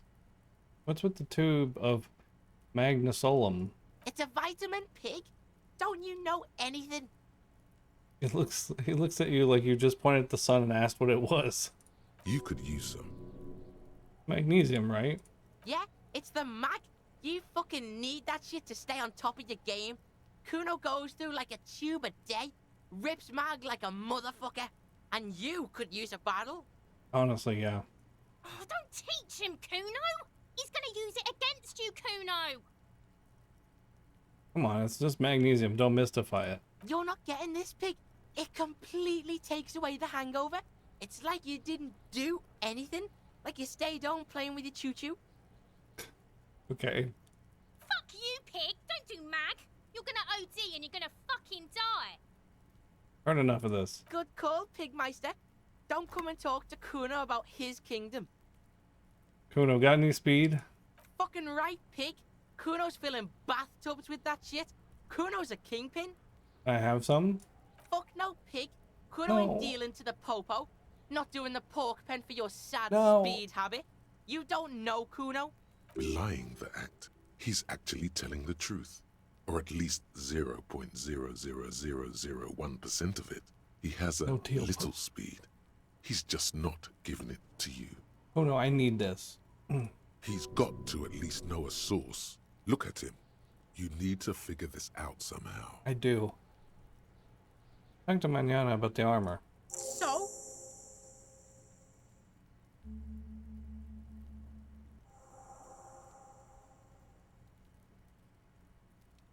He told me you promised to sick the pigs on him. Yeah, so? Kuno did sick the pigs on him. Kuno's a man of his word. Kuno sent your fat ass running around like jello. That is true. That it actually did happen. Look, pig. Kuno sent you to rough some people up. Kuno played you. That happened. Now you and Kuno should move on. I will remember this, Kuno. You got fucked. You got fucked, pig. Fucked bad. Of course you're gonna remember this. Now get the fuck out of here, Griffin the Kuno. Griffin. After this shit, you better have something real interesting to say if you want to stay in Kuno's face. Yeah, real interesting. I want to discuss the body. The fuck about it? Never mind. You don't have anything new. You're testing. Get lost. Yeah? Yeah, whatever. Kuno doesn't give a shit. The fuck do you... Good call, Pigman. Kuno Apparently I don't have anything to ask. Hear that? Magnesium. That's what you're lacking. The lack of magnesium has you slouched. The magnesium levels in your blood are dangerously low. It's about the low magnesium levels and not the high alcohol levels. Yes.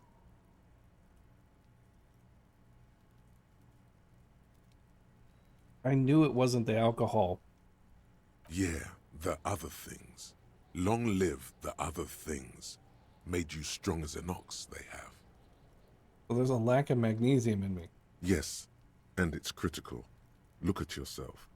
You're practically devolving into a fish due to the lack of magnesium in your bloodstream. I need to mag it up. You need to get so magged up. You've probably had 2 heart attacks and a minor stroke already. And the only prescription is insane amounts of magnesium. You're saying I need to become a magnesium-based life form. Yes, if you want to live, you need to evolve. You need to transcend the carbon barrier. Go to the apothecary and buy insane amounts of magnesium. It will reverse the damage to your circulatory system. Just remember, it's not the alcohol. Buy more of that too. Alcohol is not the problem. Not the problem. Oh, you know what? Why didn't I do that? I could have put alcohol in this orange juice. And it's certainly not the dextroamphetamine, nor smoking for 40 years. It couldn't be that either.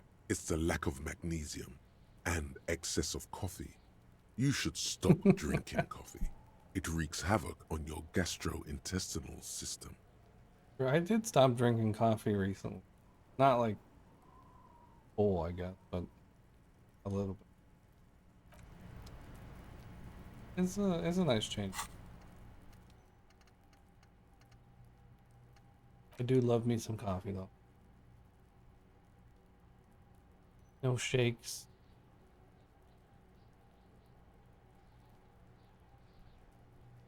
Generally understood that human beings are carbon-based life forms, fusing little carbon tubes together to form complex, mushy structures, capable of thought, love, locomotion.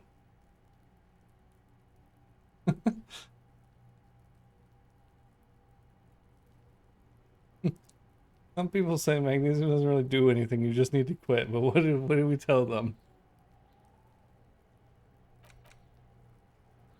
I could do another thought.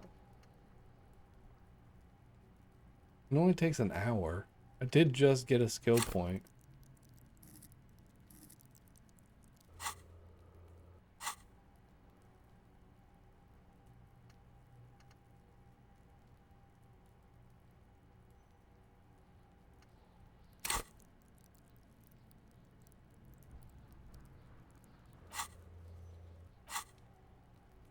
Maybe I do that. Unlock this.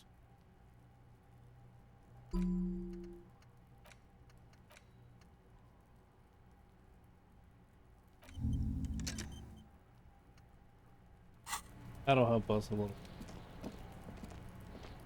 Kind of waste an upgrade point, but we'll get more of those. Alright, Rel still gone. Find speed.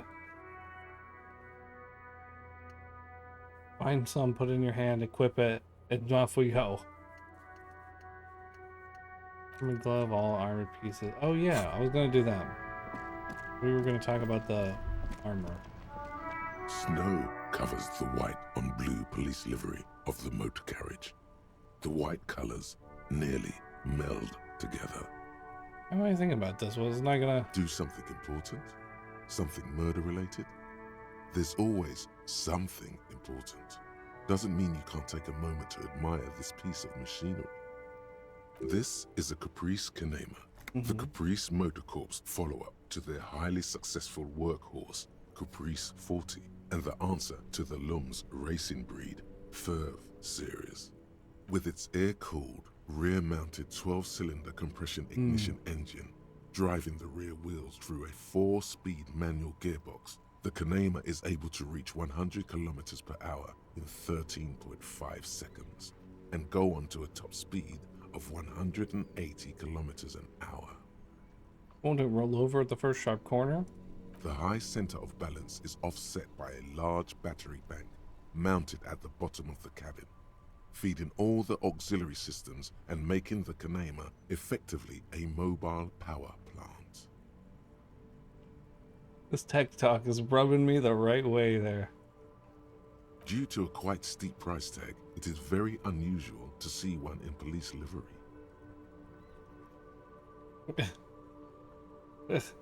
This machine really puts the loco back in locomotion.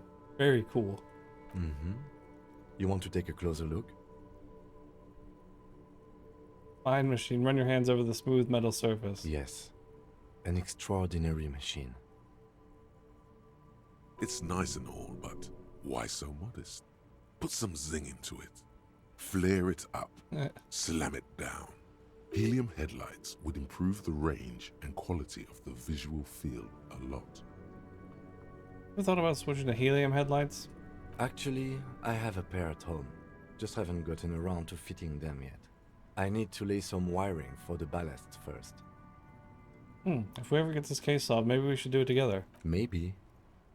Yes, definitely maybe. And means no.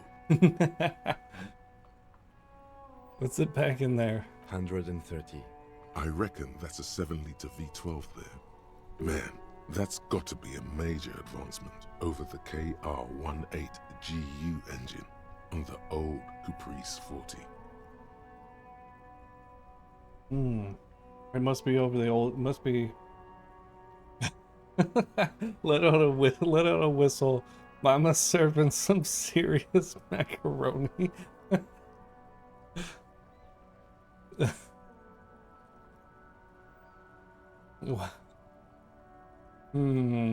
like a 7-liter V12.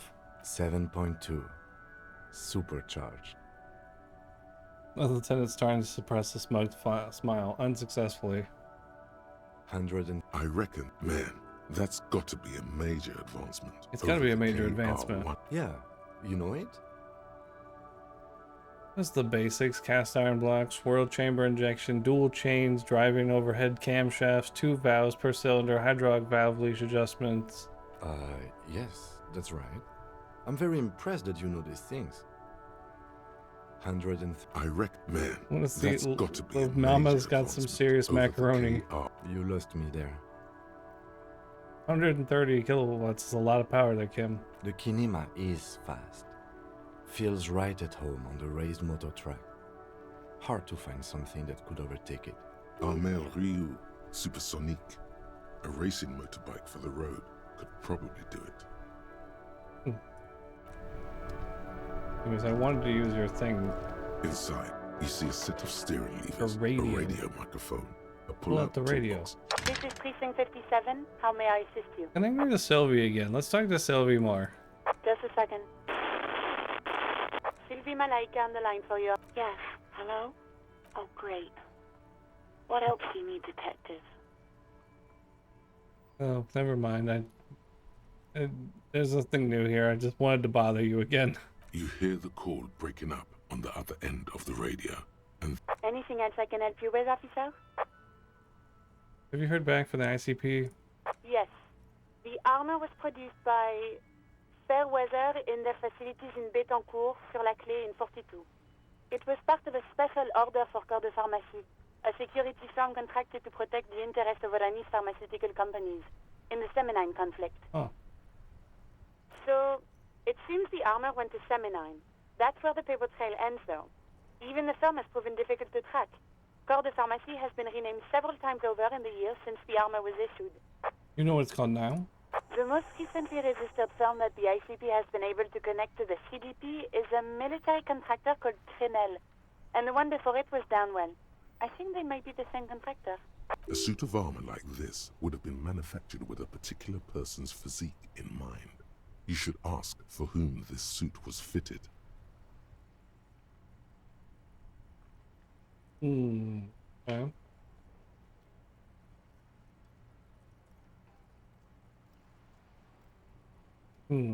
Does the firm continue to work for pharmaceuticals through all these name changes? Hard to say. Their client list is rather diverse and incomplete. The only constant seems to be that the mercenaries are always deployed in third and fourth world countries. A fourth world country? Suit of armor like this would have been customized to fit the wearer. Must be a record of the person to whom it was issued. Yes, but the ICP tends to be reluctant to share private sector records. I could try to talk them into it, though. Yeah, please try. It's imperative we learn whose armor it was. Sure. Call back tomorrow. Hopefully I will have more information for you then. Cool. 57th, over and out. In the cabin, you see a Yeah, it's okay. We'll close the door.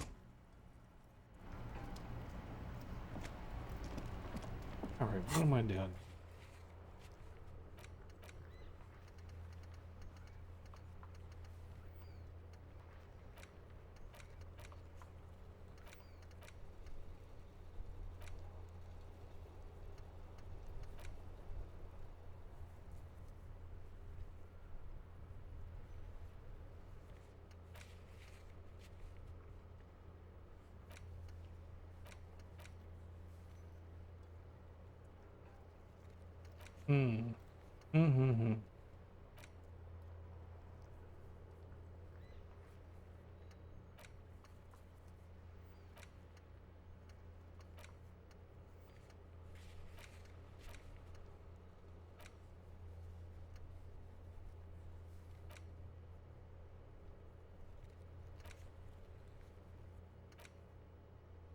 Yeah, I guess we could let Everett know we opened the door.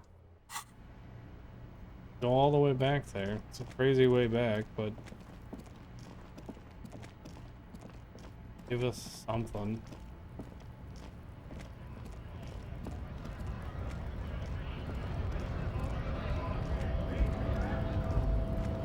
Let me talk to this guy. Hola, Wandering Man. How can I help you? Weasel I visit. It turns out he's a hell of a colonial mud collection.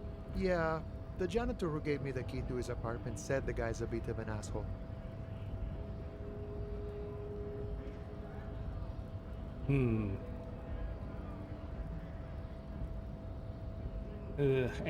His mud collection certainly represent antiquated social values. Like I said before, I don't know much about this weasel, but the bossman said he's a real piece of work. Thanks for helping out, friend.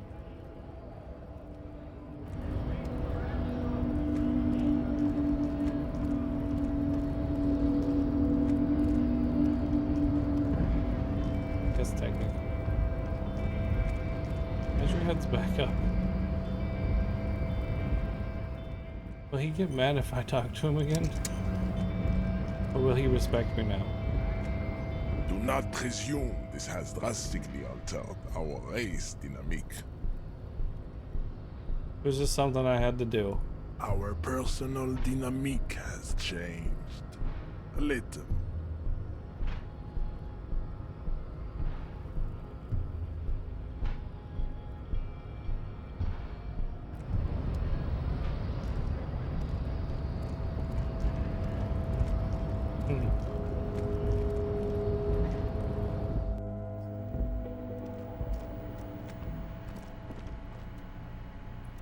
The file cabinet stands steady as ever. I have to get volition to do it. Slides. I don't have anything that raises it besides maybe cigarettes.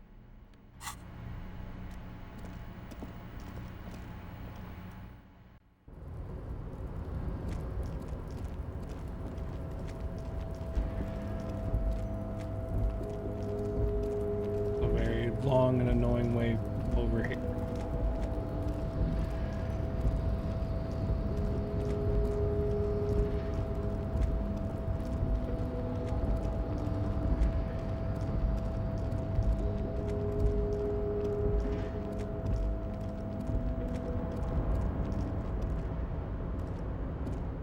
Alright.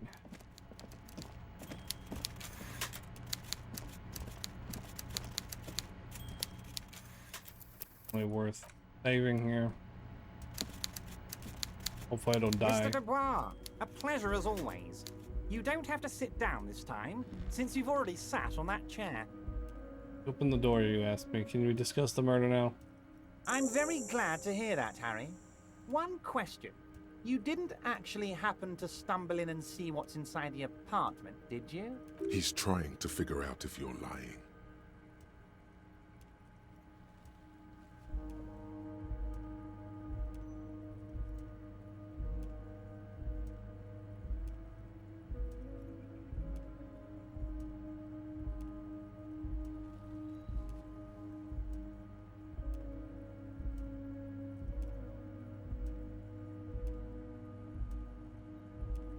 I already told somebody I went inside though, so I guess I should do that. I may have gone inside and seen a collection of racist mugs. Just as I thought. Culturally antiquated mug collection. What a weasel. Pissing on Everart's Rainbow Coalition. He was testing you, and you succeeded. Yeah. Now let's get down to brass tacks. It's time for men like me and you to figure out who's killed who and why. Real police work is gonna start happening now. I promise you, Harry. This is gonna be good.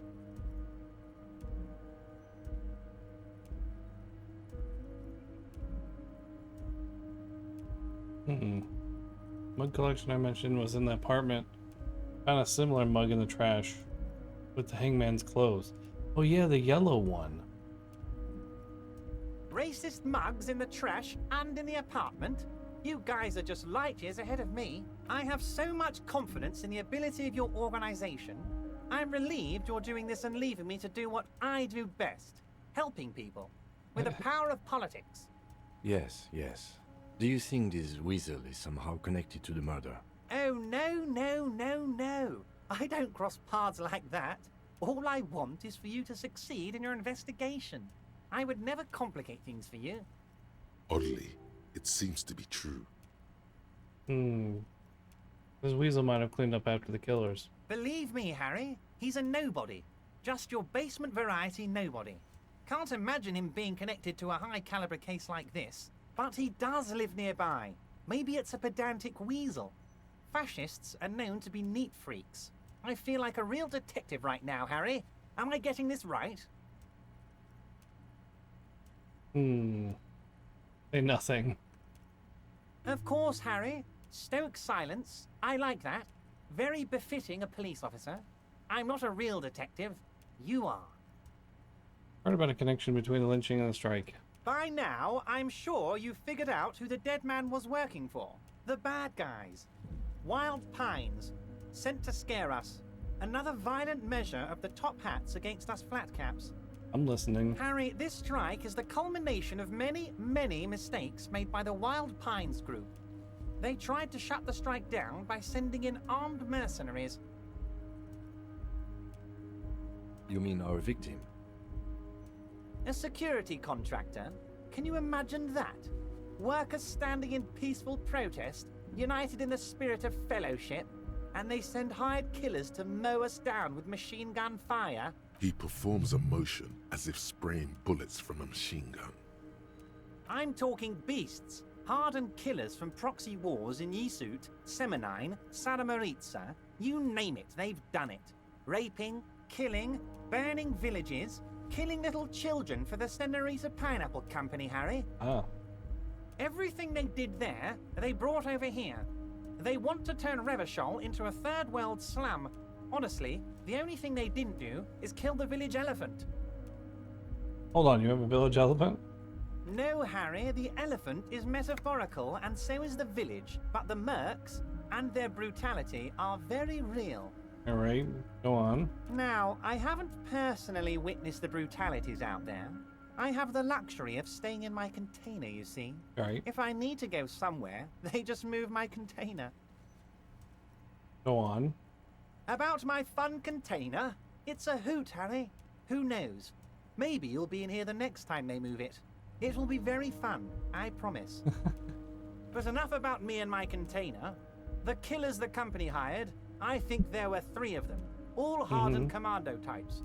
One of them got downright suicidal, getting drunk, violent, a little rapey. Even their own negotiator couldn't control him. That's your boy, the one who likes hanging out and trees. By negotiator, you mean Joyce? Harry, what you need to realize is, we dock workers are not pushovers. We're ignoring Kim. We got grit, Harry. This whole neighborhood does. Push us hard enough and we push back. And when we do, we push to kill. Who exactly did the pushing? There's a militant wing inside the Union. A group of people whose duties don't involve manual labor, but peacekeeping in the neighborhood. The Hardy Boys. Making sure everything runs smoothly. That sounds a bit like organized crime. They're like you guys. Idealistic people who want to make sure bad things don't happen. And if they already have, well, punishment must follow. Again, that sounds like organized crime. So these idealists killed our victim? One day Titus Hardy, leader of this peacekeeping faction, comes up to me and says, "Boss, socialist democratic fervor drove us to take it upon ourselves to kill this beast that was burdening the land." Right. He probably worded it differently, but that was the idea. Sure sounded to me like they killed him. I gave them 2 weeks paid leave and told them to lay low to avoid retaliation. Aren't you worried we might arrest them for this? Oh, I'm not at all worried about that. These are not the kind of men who get arrested. They're Martinez boys, tough and gritty. I'd like to see the man who takes them in. Right. Besides, I sent my lawyer girl to look after them. My lawyer girl. He places a lot of faith in that lawyer girl. Perhaps this is a tactical error. Anyway. You know the mercenaries were hired by the shipping company. How do I know? Let me tell you about these people. That's their MO. It's what they do. Last winter, some poor workers in Terminal E went on a little strike. The company sent in Sediment, a security contractor. The strike was over the workers' right to wear protective footwear, Harry. These guys turn up and start beating people. Tell you what, Harry, I wouldn't be surprised if we got the same mercenary company after a little rebranding. And I'm sure as hell not surprised to see an army of scabs under my gates. So you believe the scabs were organized by the security contractor? Yeah. You said it. Hell, one of those guys looks big enough to take down that proverbial elephant. Boys like that don't just happen to show up during strikes. The name of the company is Fresnel this time. Might have been Sediment before that. Of course. You're always one step ahead of me, Harry. I'm no genius. I'm in this position because people like me. You mentioned a lawyer girl. Oh, Liz is a bright one. I paid for that law degree myself, thinking it'll probably turn her all fancy. But hell, Harry, she came back a firebrand socialist. Sometimes she scares me with her zeal. Wait, the girl by the whirling, who was keeping an eye on you.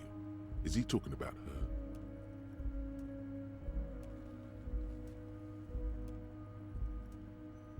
Maybe not mention it, maybe.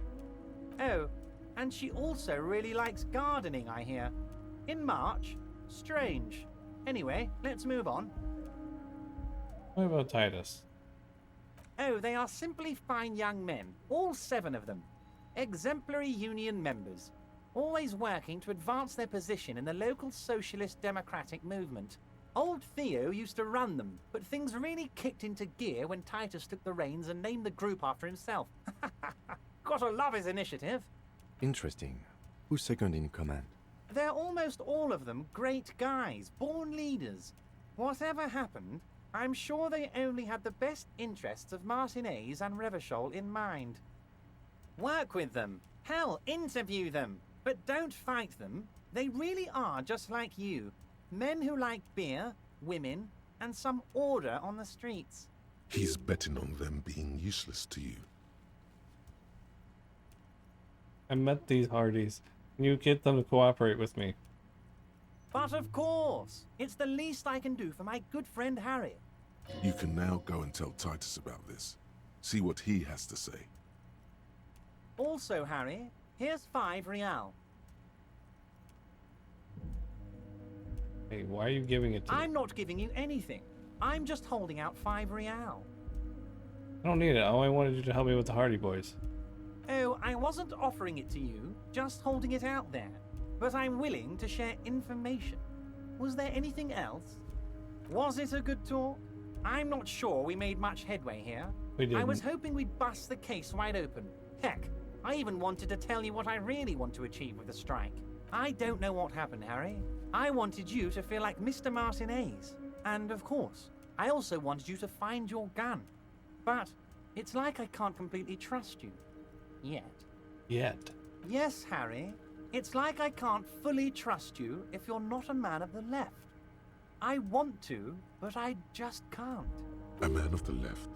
So you have to be a social democrat.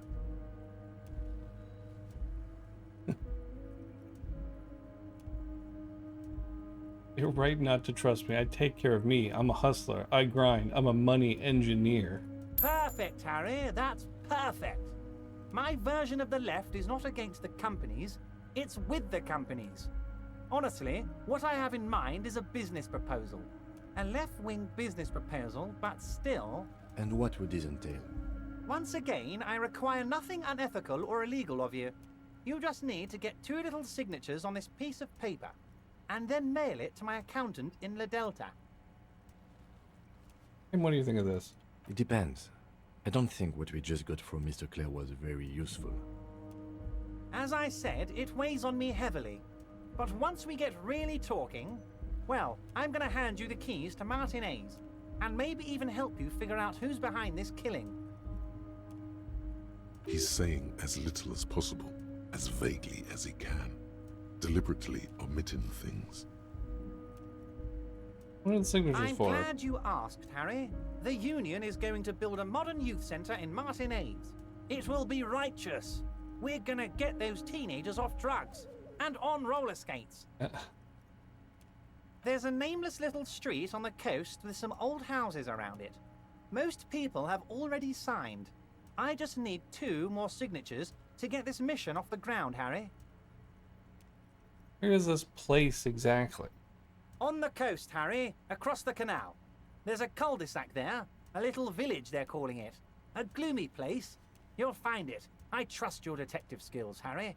What will happen to the current occupants? They are just gonna have to deal with the construction noise for 6 months, and then they'll be living like kings.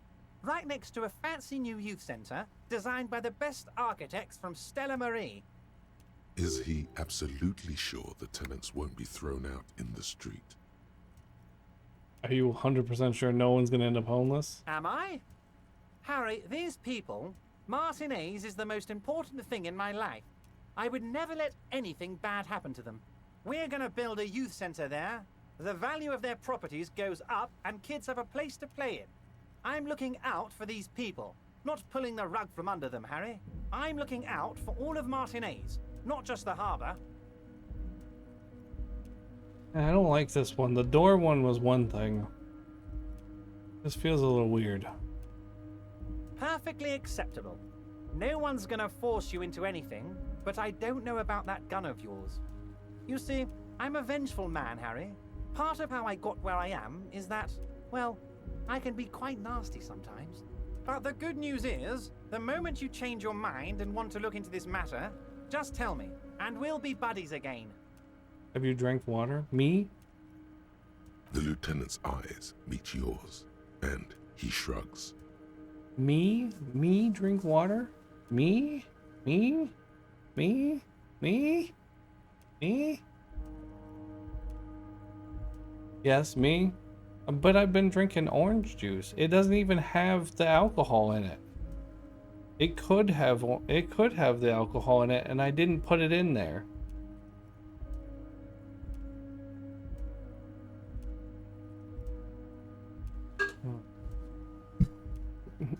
Fine, you never listened to me. You're starting to sound familiar. This is the same type of language everyone else says. You're really becoming a real chat member. It's like you belong here.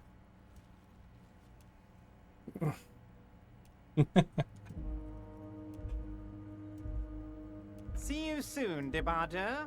Just kidding, but not too much.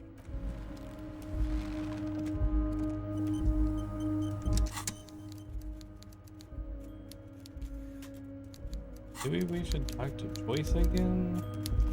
Really, OMG. But yeah, if you're interested in playing Ultimate Chicken Horse, I would do that. I've also been meaning to play more board games. I want to go back. I used to play board game stuff, and I want to do that again sometime. Like Tabletop Simulator, things like that. Had a lot of fun with that. Board games, card games.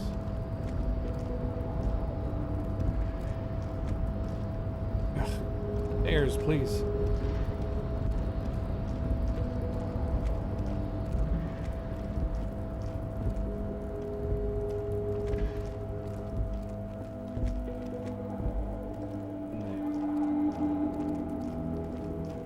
Only 16 right now.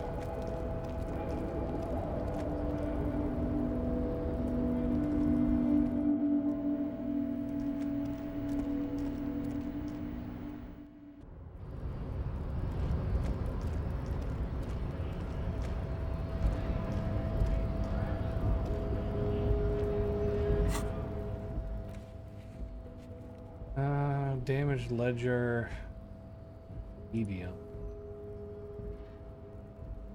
Medium one. Is that in my... It's the ledger you found in the trash. A cabbage of papers hanging from the board, with the permeables drawer inside. It's barely held together by a clip, then made complete by the faint smell of urinal cleaner. Yeah. Can I read the case files now?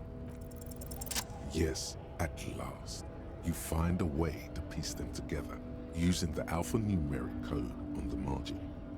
HDB 41, date of initialization and time of arrival on the scene, followed by the title. For example, HDB 41120111700, the next world mural. Aren't those Officer Precinct HDB 41? Why, yes. Your precinct number is 41. HDB? Every last alphanumeric in the files begins with it. And these are your case files.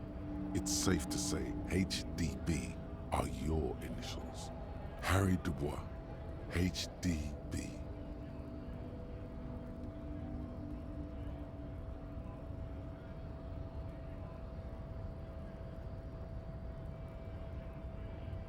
Next world This mural. one is relatively easy to reconstruct. Overnight on 1202, a graffito, nay, a mural, appears on an 8-story tenement overlooking central Jamrock. The building is a sparsely inhabited ghost tower, part of a failed real estate development called Grand Couronne. Cause of failure, rent too high. The mural is enormous. 2 silhouettes, a man and a woman, are kissing. The text cut into their form reads, "True love is possible, only in the next world. For new people, it is too late for us. Wreak havoc on the middle class." People call it that thing and that fucking thing. It's visible for miles. In 2 days, the station's complaints desk gets clogged with requests to remove the bummer. You and your partner are assigned to the case. Ah, cool. The graffito crew is easy to track down. Only the bell lectures have the literage of industrial paint to cover the surface. One of the graffito artists is rumored to be rich. They take responsibility for the execution, but not the design. The ideologue of the next world mural, as the crew calls it, remains an unknown. Wait, do I ever find out who came up with it? The case files do not show you finding the author of the design. The crew agrees to clean up after themselves. However, your partner, JV, is against the removal, citing public support for conservation. This leads to a debate in Precinct 41, which then spreads to the streets of Jamrock, ending in a rare plebiscite organized by you and the rest of Row 3. The 9,000 people subjected to the mural's message, all of Lakeside, Central Jamrock, and Villalobos, plus half of the eminent domain, participate in the vote. Although the case begins with what appears to be a lot of rambling on the streets as to how juvenile and stupid the mural is, given a choice between two options.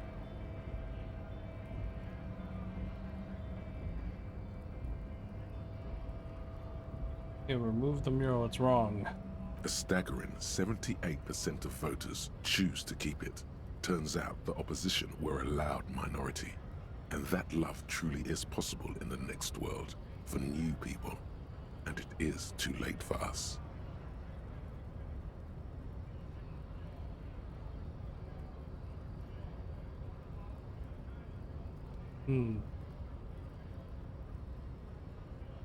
I don't know. I don't know what political opinion we're pushing here.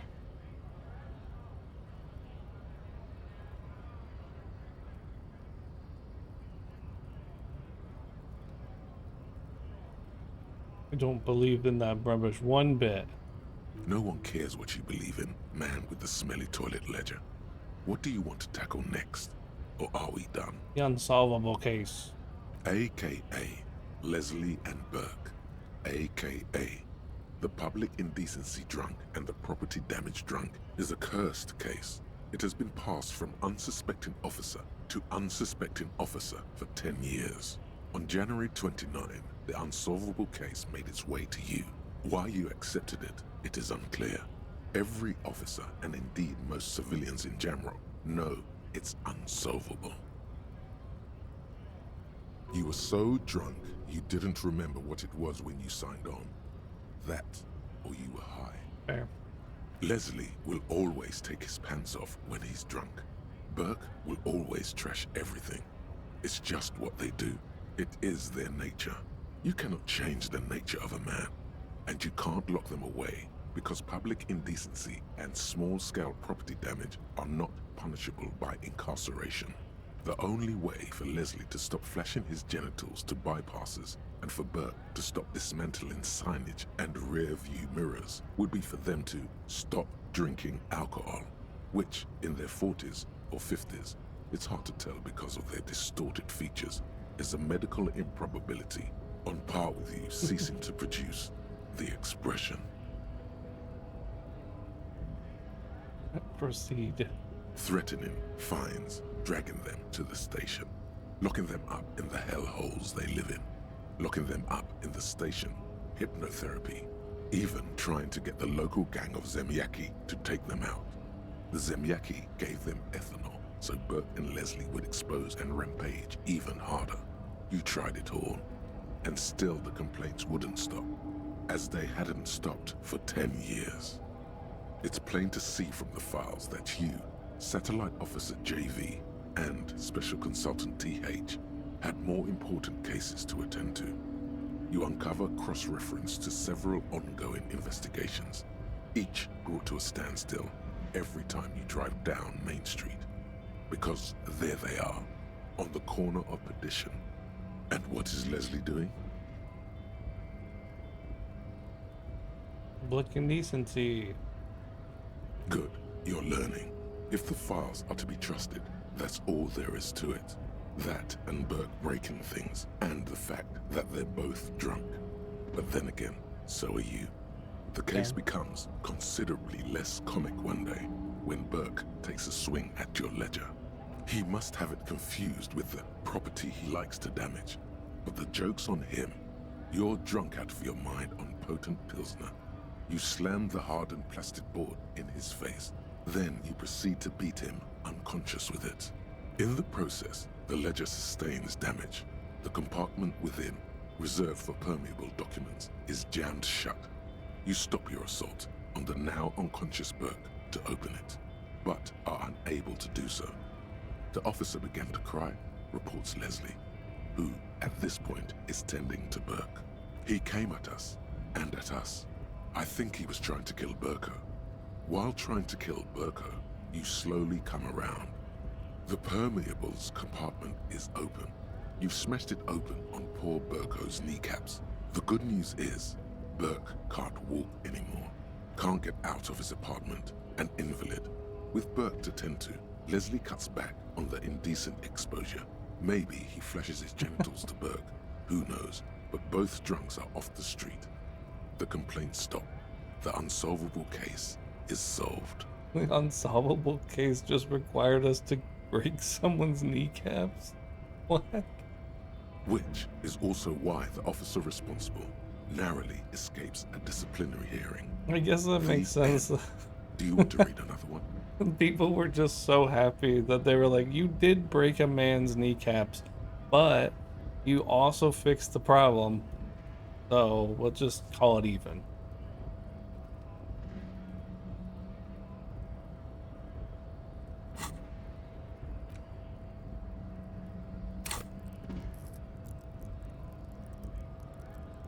I could level up volition again.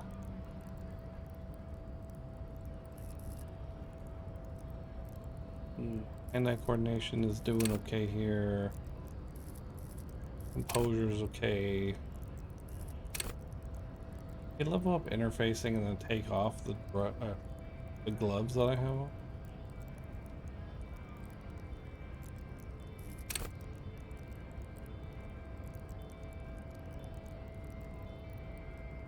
I could be.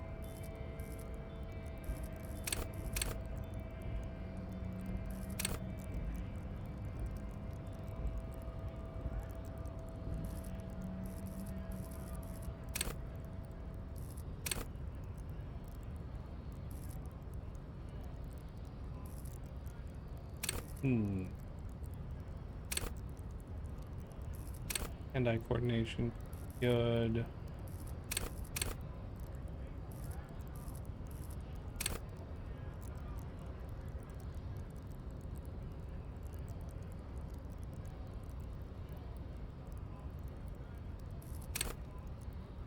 Raise authority. Authority's not great, but we've had a couple of instances where we've needed it and it's not been high.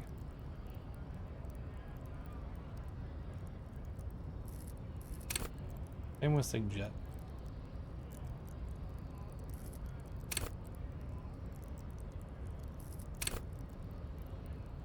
Inland Empire has been pretty fun to have some of.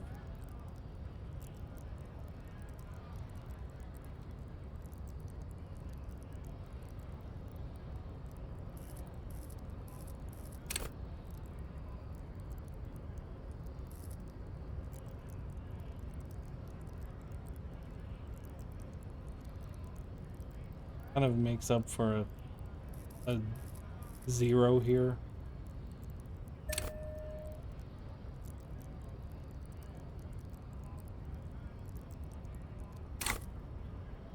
Read about the square bullet hole murder. It would be very interesting to read about these, wouldn't it? I mean, there seems to be a square-shaped entry wound in the victim's forehead. She's been sitting there for weeks, on her rocking chair, with a square hole in her skull, staring at the wall, her mouth agape. But? That's all you got.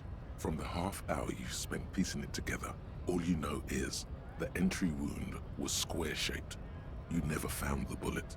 And then another body showed up, also with a square hole in his forehead. Sequence killer. Who knows? Those pages are missing. One day you may still catch the man with the square gun. Couch in an unexpected location. Some assholes brought their couch outside and hung out on it. In the middle of the street, on the roof, on the hillside by the motorway. You know, at an unexpected location. They were young, and they thought they looked cool on it. I mean, probably, honestly. They looked really cool, like a rock band. Yes, as you said here, Insufferable rock and roll assholes. Young people are the worst. So anyway, you got a complaint about the damn sofa, or couch, or whatever it was. They were leaving it out in all these unexpected and whimsical locations. They took it to where they also took photos of themselves on it, and smoked cigarettes, and drank coffee because they felt it's intellectual. Okay. Cigarette butts, coffee cups, stupid couch. You had to clean it all up, and you did. So congratulations to you. Case solved. Did I ever catch those guys? No, you didn't have time for that. These notes show that you have what is called a real goddamn job. You don't have time to be chasing down the couch assholes. You have a real job to do. What next? Parlor. Tum tum tum. At the hookah parlor was a case originally assigned to an officer called Joseph Mills, who is now dead, of circumstances completely unconnected to murder at the hookah parlor. Wait, how? Beaten to death by a throng of Villalobos gang members when him and his partner J.M., only initials mentioned, answered a call one night. It's a sad story, and it isn't really represented in your case files. Stop stalling and get to the murder. Joseph Mills was on this case that he just couldn't solve. Was doing it solo. Said it was a real nutcracker, a real brain twister. Was on it for, like, a month. The captain got impatient. Shit or get off the pot, Mills. Mills didn't get off the pot. Not yet.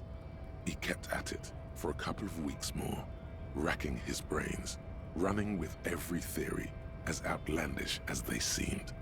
Still couldn't solve the murder at the hookah parlor. Is Joseph... Tough case, he said. Toughest he's ever had. Is Joseph a good cop? No, he was awful. Awful sense of humor, too. The worst jokes you've ever heard. Really rapey. Still, he'd been on it for months now. Said it was the final case. Said it was uncrackable. That murderer vanished into thin air. That goddamn hookah parlor was all he talked about. Okay, so the case is handed to you because Mills isn't getting anywhere, and you look into it. Here's the setup. A young man is found dead in a hookah parlor. You know, those places where you go and smoke bubblegum flavored vapor. That's what Dan wants to do. Dan's always talking about that. He's like, man, I want to do that. He does it on stream. He says off stream. It's weird, but I mean, it's okay. It's fine. Whatever. You get a high off of. No, it's soot and water vapor. It doesn't do anything. Really stupid. Yeah. So anyway, young man in his 20s found with his skull busted open, right on the floor of the hookah parlor, in the middle of the day. No one else is in there. Only client that day. In perfect health, too. Some kind of movie producer. No one enters. No one exits. He's just sucking on his watermelon hookah all morning, all noon, like he usually does. He's a regular. No calls, nothing. Just sucking on the hookah until 15:45. Then bam, he's dead on the floor with his skull busted open, blood everywhere. What happened? How can it be? Mills has no idea. Invisible assassin, movie deal gone sour. Girl at the counter did it. Nothing fits. Eerie. Man just dropped dead. So you go to the parlor. You see cushions around the table. Tables low, heavy, really sharp edge. He sucked hookah, stood up, passed out, and hit his head on the table and died. See? You can't even read the thing without solving it. Yeah, it was that. Turns out hookah does do something. It turns off your brain's oxygen supply, and you don't notice it until you get up to go to the bathroom. What was he doing there for 6 hours? Smoking hookah. Didn't you hear? I don't know. Trying to come up with a movie script, maybe.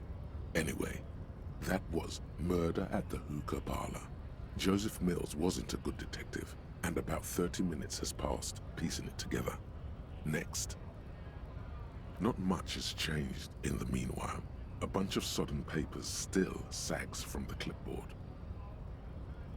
Yeah, crack this open like you did with Burke's knees.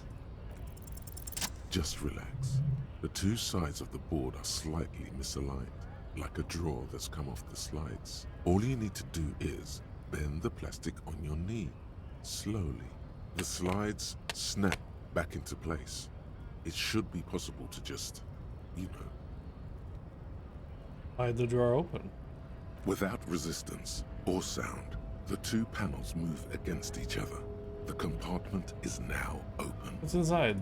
2 ticket stubs and a handmade postcard. Why is this an option? Why is that? Why is that an option? I don't know the context of what's going on. Pick up the ticket stubs. 2 octopuses are smiling, reaching their tentacles toward each other in the colored pencil drawings. The tickets permit access to the zoo in Revachol East. The aquarium costs extra. These let you go there too. The card.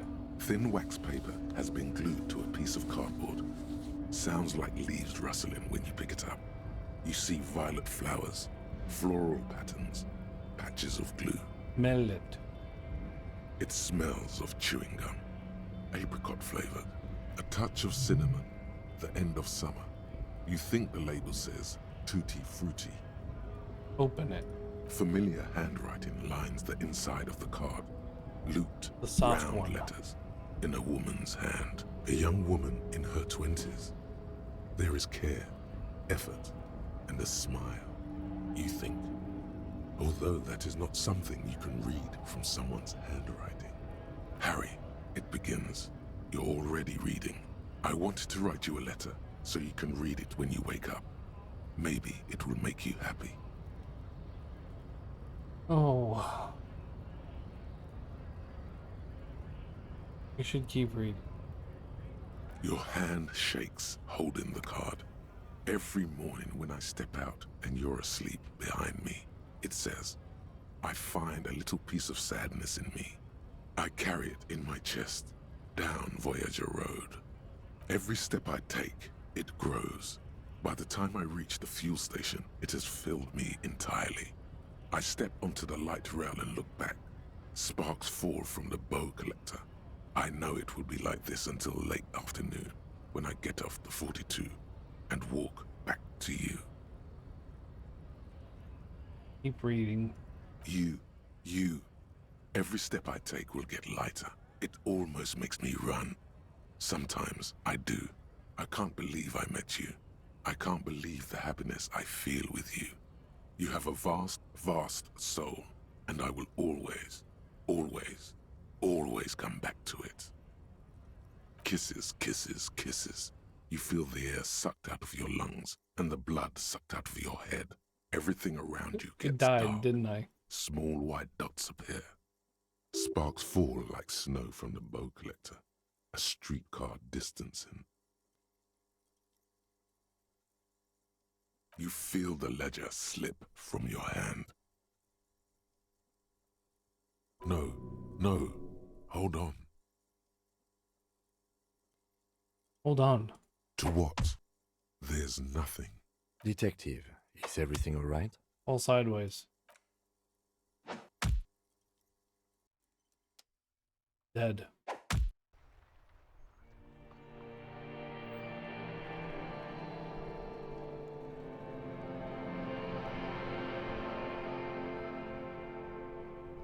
Yum.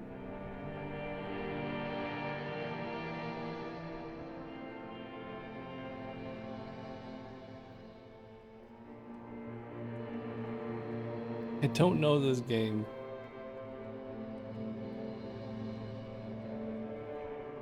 It's okay. It's okay, Wallace. For real, no jokes. It's okay. It's a story game. There is nothing. Yeah. Again. Nothing. Nothing sad, brother. No treachery. Just blackout. Why, they're passed out. Well, Almost nothing. There is the ground below you. That's still there. And the small light that's on, fluttering, somewhere in the basal ganglia. Who's that? That's me. Blue eyes, that's me.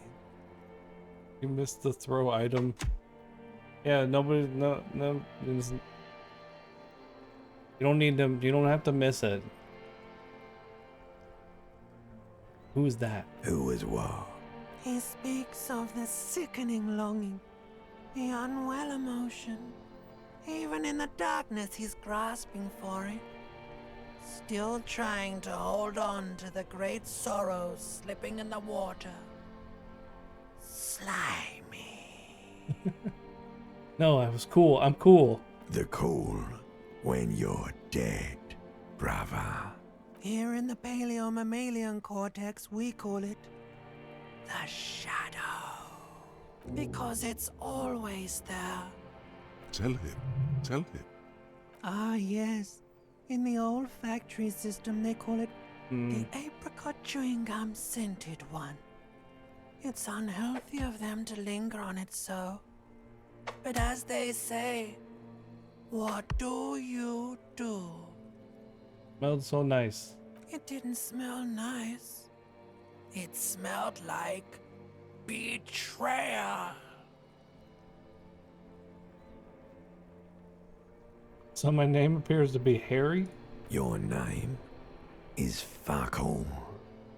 It certainly ain't Harry. What is it? Your name is passed out on the ground, dragged around by one of the other evil apes. They're taking you somewhere.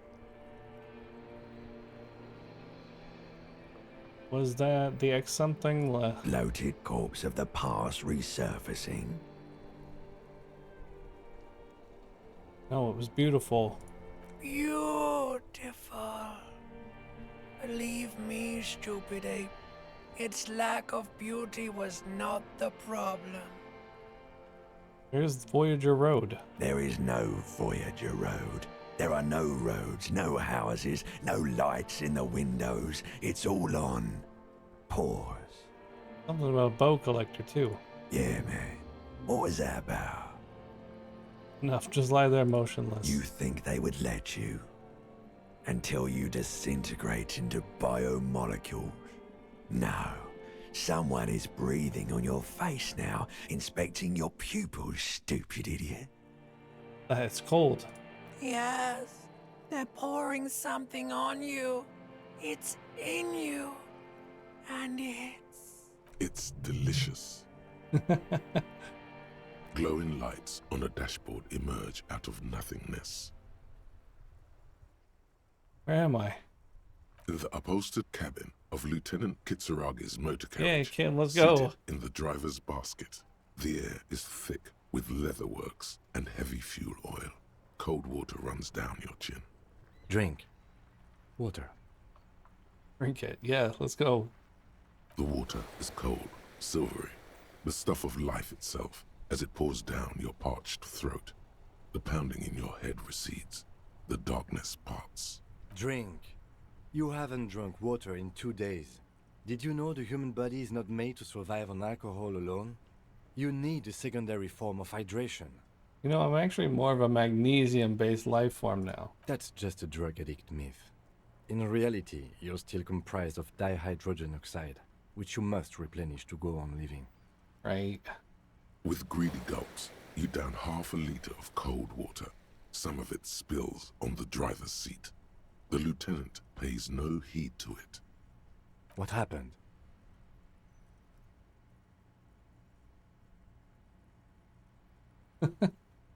I should ask you the same. You were reading your paperwork. Then you passed out. I carried you to my kinema to take you to a hospital. Oh, nice. Then you came to. How long was I out? 10 minutes, maybe. Came in contact with a burnout ruin of the past. That does sometimes happen. He replies with such understanding, it's as if the burnt-out ruins of the past were an occupational hazard. Athlete's foot for cops. You dropped these. Are you okay to proceed? Just nod. Good. The Ledger of Failure and Hatred is a special item that can be used both as an interactable and a tool equipped in your held slot for skill bonuses. Find it under the Tools tab in your inventory. What does the Ledger of Self-Hatred do? Magnesium-based life form. Quick think on this. We tell them, hell no. You're about to become a magnesium-based life form. The age of the primitive carbon man is done. No longer must mankind rely on slow-working background radiation to take us further into our genetic destiny. This is the era of guided evolution, and magnesium is the key. You are the first of your species, the next step in human evolution. An advanced magnesium proto-man who mags it up, drinks it down, and sniffs it sideways.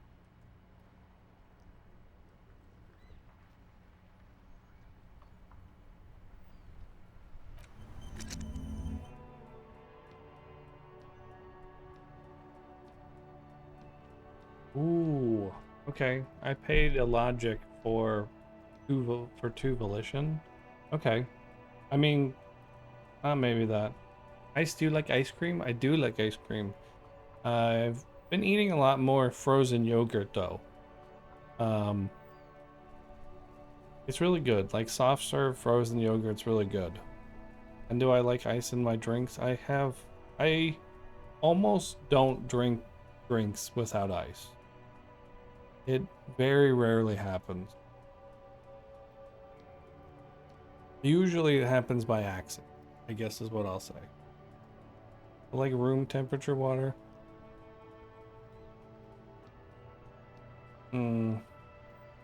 Is there a specific reason for that?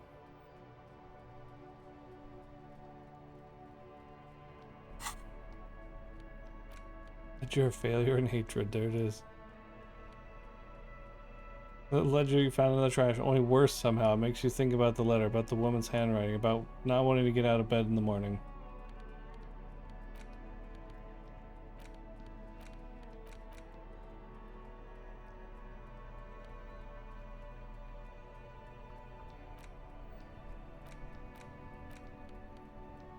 Well,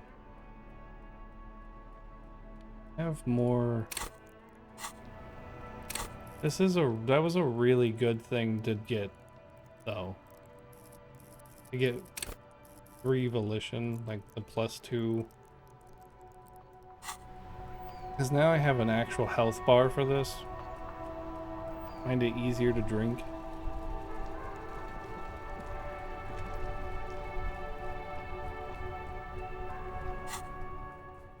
Honestly,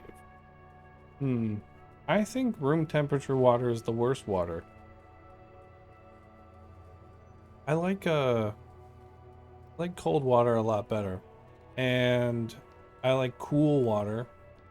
And I like hot water. Like, you know, you get water that's like been boiling. That's like obviously not boiling water. But you get water that's like recently been boiled. I think that's a good tasting water. Yeah,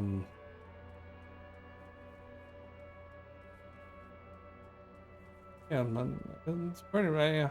Yeah, I think that's pretty much. I suppose room temperature water that came out of like an old-timey faucet, like from the ground, like a hand pump like thing. Yeah, I don't even remember what those are called exactly anymore. Those are okay. Obviously that has a certain danger and thrill to it, and that you're drinking water from the ground that came out of a rusty pumped thing. Is this a Wally game? I'm going to bet money that no, it is not. Like that. Normally I would not bet money on anything, but I'm pretty confident that this is not a Wally game.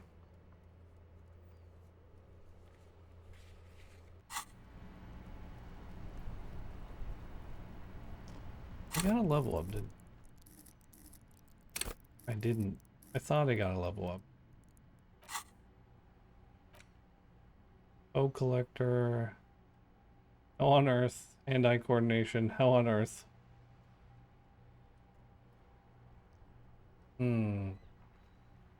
O collector of streetcar number 42.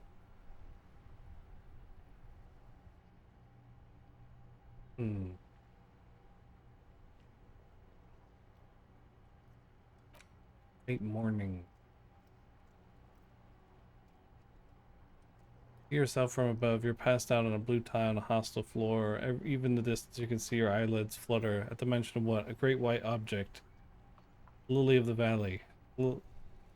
Huh.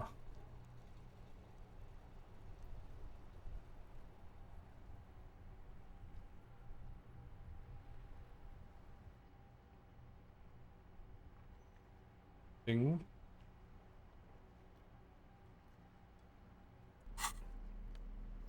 Well, we're doing a lot better now that we've become a magnesium-based life form.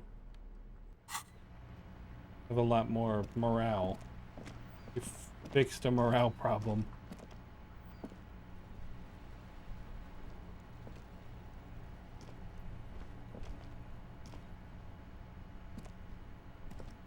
Now what?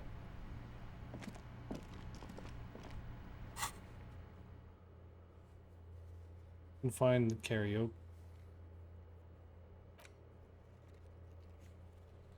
Dock worker who's not there anymore, as far as I'm aware. Stuff of crime novels.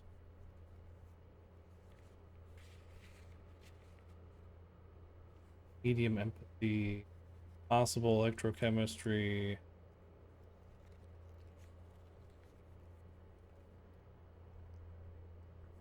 Legendary trash container.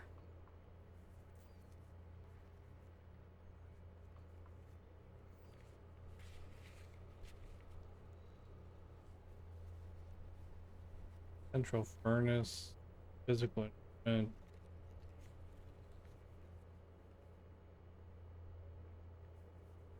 Godly authority.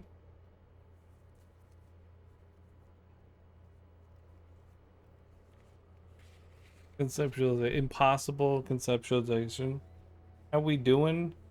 I was able to achieve more volition. I have 3 now instead of 1. So now I'm not immediately dying all the time. I mean, I just got it, so I don't really know where we're at. We talked to we opened the apartment door, interrogated the vigilantes. So I guess now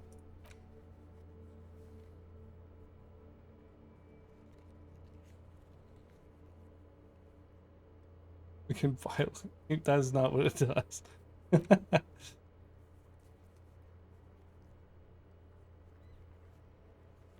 Yeah. I guess we're going for the smoker on the balcony at this point.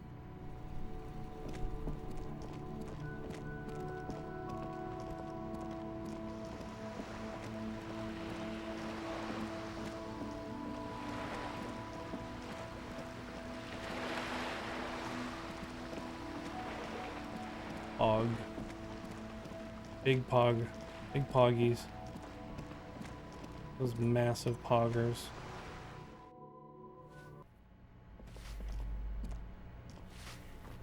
Give me a moment. No. No moments for you. I still think I could live here, you know? Waves crashing in the darkness. Like, what if this was my apartment, right? If we put a door here, and we just lived here?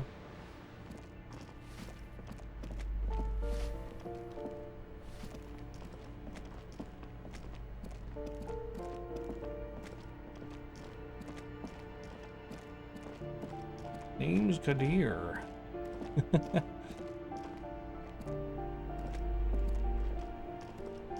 Yeah, he's dead. He's canonically dead.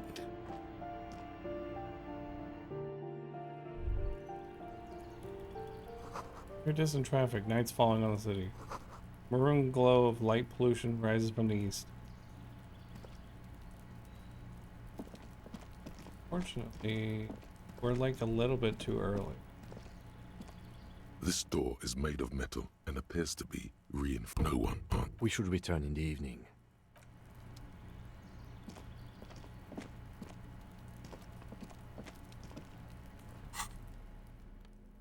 How early? We are 30 minutes early.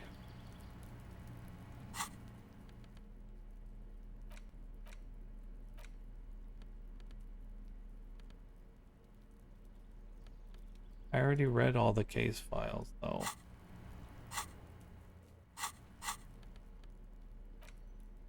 That's what I did right before you were back, or right before you were gone, because I read the ledger of failure and hatred. It's the ledger you found in the trash. A cabbage of papers hanging from the board. With the arson, petty theft, spousal abuse. You don't exactly. It takes about half an hour to piece one together. Using the system you've devised. Which one do you want? This one, cause of the mural. True love is possible. People, the graffito crew is the crew. The 9,000 people subject. A staggering 78% of voters choose to keep it. Turns out the opposition were. Did anyone ask you what you believe in, man with the smelly toilet ledger? What do you want to tackle next? Or are we done? Not much has changed. Yeah, that's a nice trick. Also, I got a piece of money. Because I picked an ultra-liberal stance. My ultra-liberal is 12 now. I need to work on... I keep meaning to work on that. But... Superstar Cop is 5, Apocalypse Cop's 1, Sorry Cop's 5, Boring Cop 0. At least I'm not a boring cop. Communist 7, Fascist 3, Ultra-Liberals 12, Moralist is 6. Yeah. Hey, you missed me opening the compartment. It was like right before you got here. I was looking for ways to spend time to make it later in the day, so I read all the case files and I was like, oh yeah, I'll just slide the compartment open. And then the game warned me like 7 times and I was like, I'm probably gonna die, but I'll do it. And then I didn't die. And then, while I was unconscious, the magnesium-based life form finished, and I gained 2 volition. I lost the logic, but I have logic to spare, and I don't have any volition. So it was a very nice trade. I'm happy with that trade. Not my favorite to lose logic, but I'm like, you know what? I'll take it.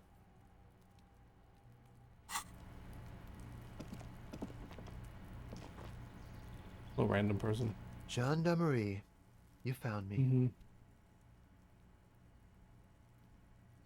His slender figure is backlit by city lights, its distant streets and motorways flashing like diamonds. And his shirt is still unbuttoned. Yes, the cleaning lady let us in. Beautiful. He replies, smiling as he looks at you. So tell me, are you here to make things right again?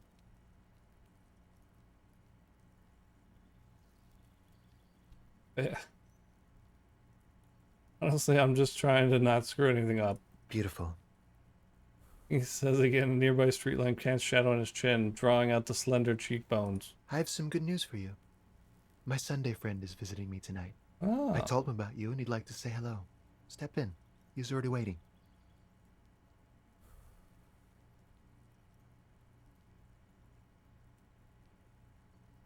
By the way, I'm really digging the view here. Mm-hmm. That's why I chose this place.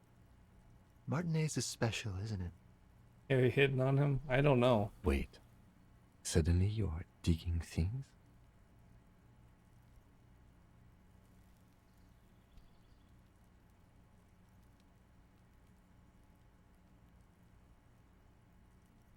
Why would I want to meet your friend? Trust me, you do. Very well, I'll talk to him, but first I want to talk to you. That's nice, but I don't have anything to tell you. It's my friend you're looking for, not me. He takes another drag of his unfiltered cigarette and looks around. It's getting dark, and the neighboring windows have lit up, one by one. Downstairs, a cat crosses the yard, disappearing into the bush. Besides, I've got to run. Something tells you you're never going to talk to an individual this cool or mysterious ever again.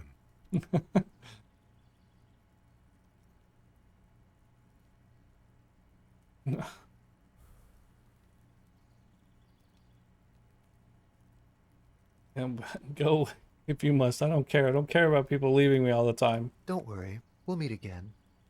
Come find me in the bar of the Whirling some evening. Only if you promise me we'll talk again. It's important. Something flutters in the corner of the lieutenant's mouth as you're saying those words. We'll talk. Just not tonight. Take care, alright?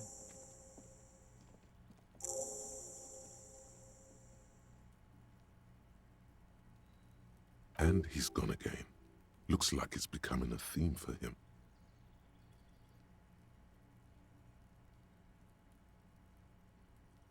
Harry is weirdly obsessed with him.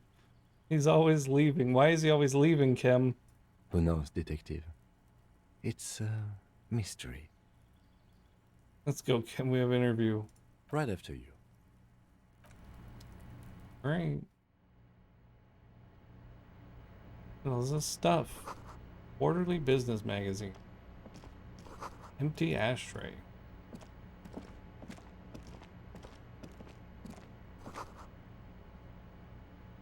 Is are soaked up in a pot. Flyers for underground parties. Dates for open lectures.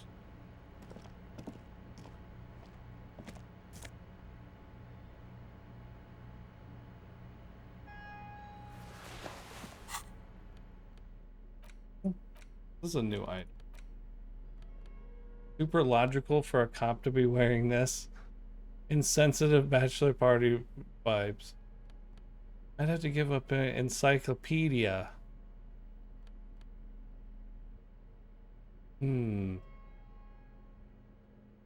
Incredibly insensitive headpiece.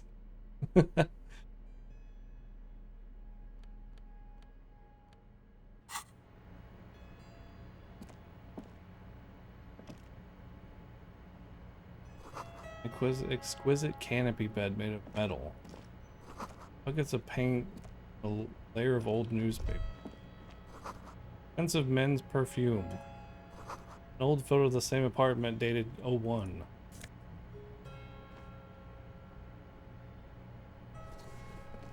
Just stealing his clothes. Become drama, become the dragon. Become an addict in a strange bathing robe. It's culturally insensitive for only people who are not from the all.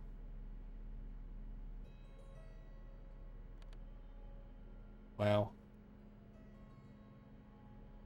It takes the place of my jacket. It gives me conceptualization.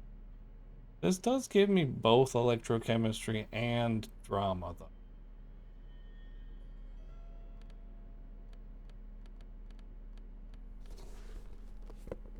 And I look awesome wearing it.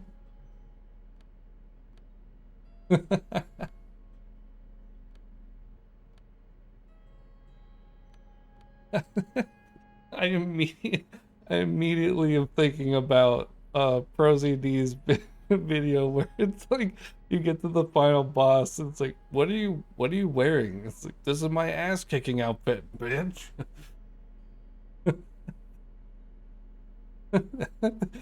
It just has that vibe to it where you're like, what is happening with this outfit?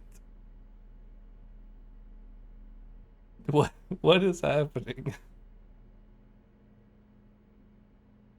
I don't know what's going on.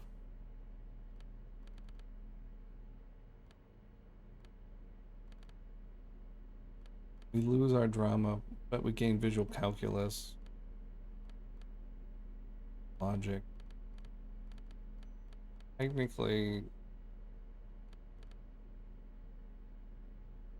technically this outfit isn't bad, technically.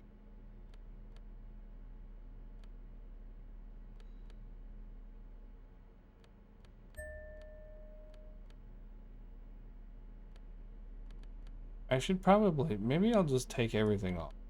What if I just take everything?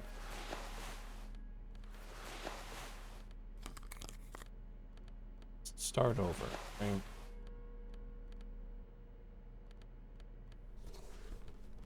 Because there's these pants. We can switch pants. I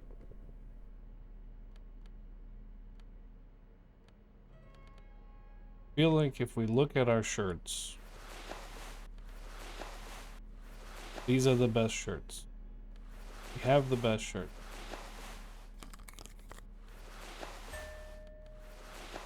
I only wear the one neck. We only have one neck item. So that's really easy.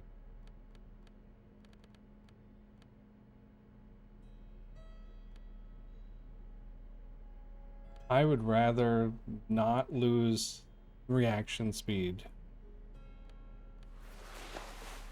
Makes the most sense to me. Keep the pants.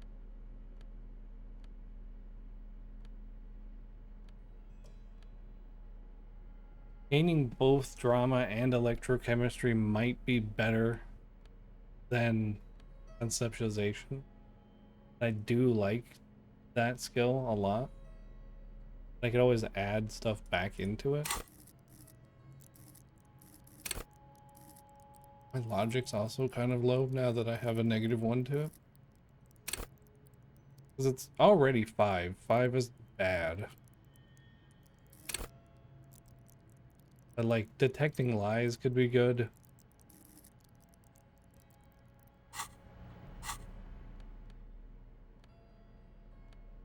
Having the interface gloves are just really nice. I like having extra interface.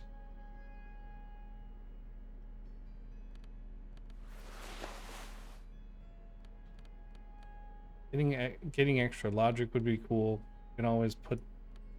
That's 2 extra logic right there, plus 2.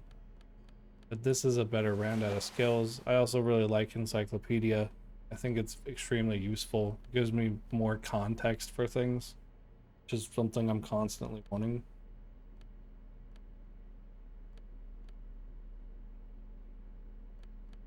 This dress shirt just is the best dress shirt. It's literally our regular one, but just better.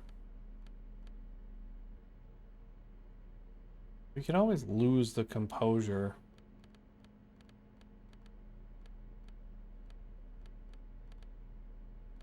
Because here's our other shirts. I guess we could have +1 drama or +1 physical instrument, but I like having the extra logic. We can always switch out a shirt if we think we're gonna do something like a white check physical. Electrochemistry gloves are kind of... This gives us composure, which is why it's so difficult to go to the Fairweather Eves. It's like, this is giving us a composure and this is taking one away, so we actually lose 2 if we switch. And that sucks a lot, even though we get the authority.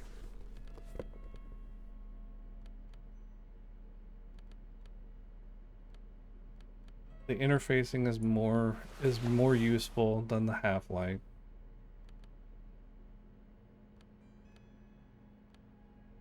Action speed, but lowers rhetoric. I don't get a ton of rhetoric, but I also have it leveled up, so if it does happen, it's still there. Now it really comes back to the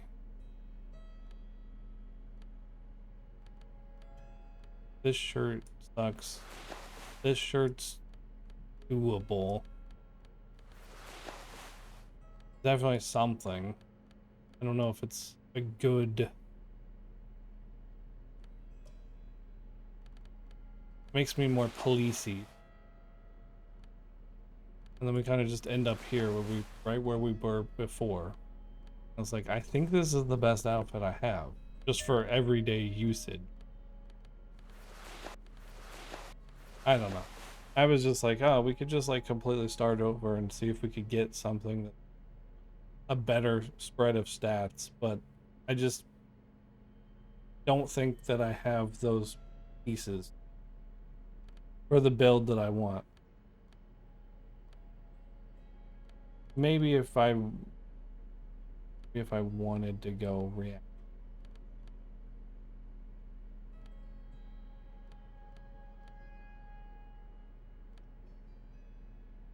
I don't really seem to care about stealth, so I don't know. I tried to come up with a better outfit. It just isn't working. Officers of the Revachol Citizens Militia. Oh, that's me. His hands are clean and well manicured. This is a man who knows the importance of appearances. Ow. The ice is very loud. My name is Charles Vildrouin, and I am an official with the Coalition government. Oh, the Coalition. I work for the Institute of Price Stabilité on assignment from Sur la Clé. I heard you talking to my friend outside. Very good. Super. I am here to assist you in any way possible. Ask me about the hanging. Hanging? What a drag. He seems like a cultured gentleman. You should ask him about the finer things.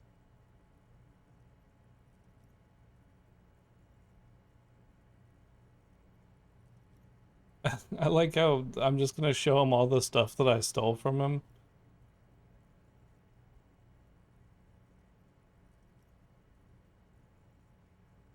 I don't know if I guess I could ask him about these things. What's the canopy bed? Oh yes, my friend has a great eye for these things. He refuses to tell me where it came from. It's a mystery. I believe they call this type of frame industrial. It's very comfy. That's really all I can tell you about it. I'm gonna be honest. I don't really understand a canopy bed. I don't quite get it. I think I get it. Like you could put something around the bed so you could be on the bed but people couldn't see you. But I kind of like, well, that's the point of the bedroom. Like you have a door.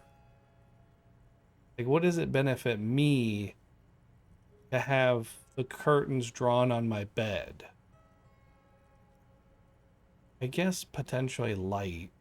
Maybe you could keep light out. It'd be like your own blackout curtains. Okay. All right. I logicked it out. Do I like ice cream cake? I do like ice cream cake. Ice cream cake's like top tier cake. The lieutenant takes out his notebook and nods to you to proceed. What's an official like you doing in Marnaise? The Coalition is only looking out for the price stabilité. Inflation is a killer, like a heart disease blocking the normal circulation of the economy. Okay. It must be controlled. The economy impacts the entire international community, which is why it requires international oversight. Ice skating? I'm not the biggest for skating. I don't think it's necessarily ice skating particular's fault. I wouldn't mind trying again. I haven't done that in a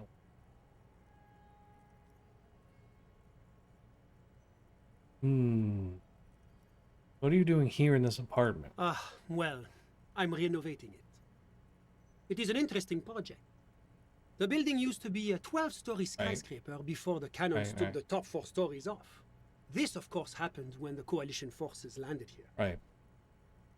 You could say I'm undoing some of the material damage the international community caused when we arrived here. You like their sport? The sport bandy? No, I don't know what you're talking about. Yes, as I said before, I am a commissioner from Sur la Clé working for the Institute of Price Stabilité. This is one of the main projects of the Moral Inter. Wait, there isn't actually an Institute of Price Stability, is there? Or maybe there is. God, it's impossible to understand whether someone from the moral intern is joking or not. More like football. Okay. What is this international community? La communauté internationale is what Revacholians colloquially call the coalition. In other words, the nations that stopped the disaster of the revolution. The price stability. It is the most important thing. Oh, that clears everything up. It's the central goal of any sound monetary policy. Maintaining the price stability is essential to maintaining high levels of economic activity. Yeah, people like to sometimes speak French in the game. Which is essential for maintaining the social stability. Basically, it makes sure the price of bread doesn't change. Précisément. Too much inflation, bread becomes too expensive. Too much deflation, it becomes too cheap for bakers to produce. That's why the Institute of Price Stability works to keep inflation just below 2%. Below 2% of what? But not too far below, no. Too below is also bad. Below, but close to 2%. You're not answering my questions. The coalition believes in the importance of informing the public about the benefits of the price stability. Transparency is one of our principles. Would you like an informational pamphlet? Or give me a leaflet. A sound monetary policy is essential for addressing uncertainty. Stability is the raison d'être of the moral intern. It's the reason why I identify as a moralist. But oh, I don't have my leaflets on me today. That's too bad. You can always call our information line. Heard about the Making moral information intern available before. is part of the moral intern's commitment to transparency. I want to know more.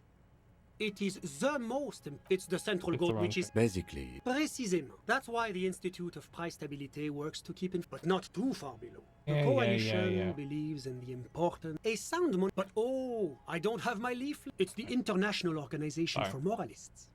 Hence, Moralist International. The Institute of Price Stability is just one of its many mind babies. as is Mind the baby. So I'm hearing that we're moral intern bitches. doing one's job doesn't automatically make one anyone's bitch. Besides, there are more nefarious powers to work for than the moral intern. Turn back to Sunday, friend. You're a moralist. But of course. Am I a moralist? Well, do you value freedom? Do you believe in a normal, stable world governed by democratic values? Tim, are you a moralist? Me? You've managed to catch the lieutenant off guard, but only for a moment. He quickly recomposes himself. I'm a lieutenant of the RCM, dedicated to maintaining law and order in Ravachol. A very moralist answer. Martinez doesn't seem very normal or stable to me. Martinez? No. Martinez is something else. What about the rest of Revachol? What about the rest of the world? Revachol is generally difficult. It's led by an interim government, which means it hasn't yet achieved full democracy. But they are working towards it. You're all doing very well here, relatively speaking. I don't know.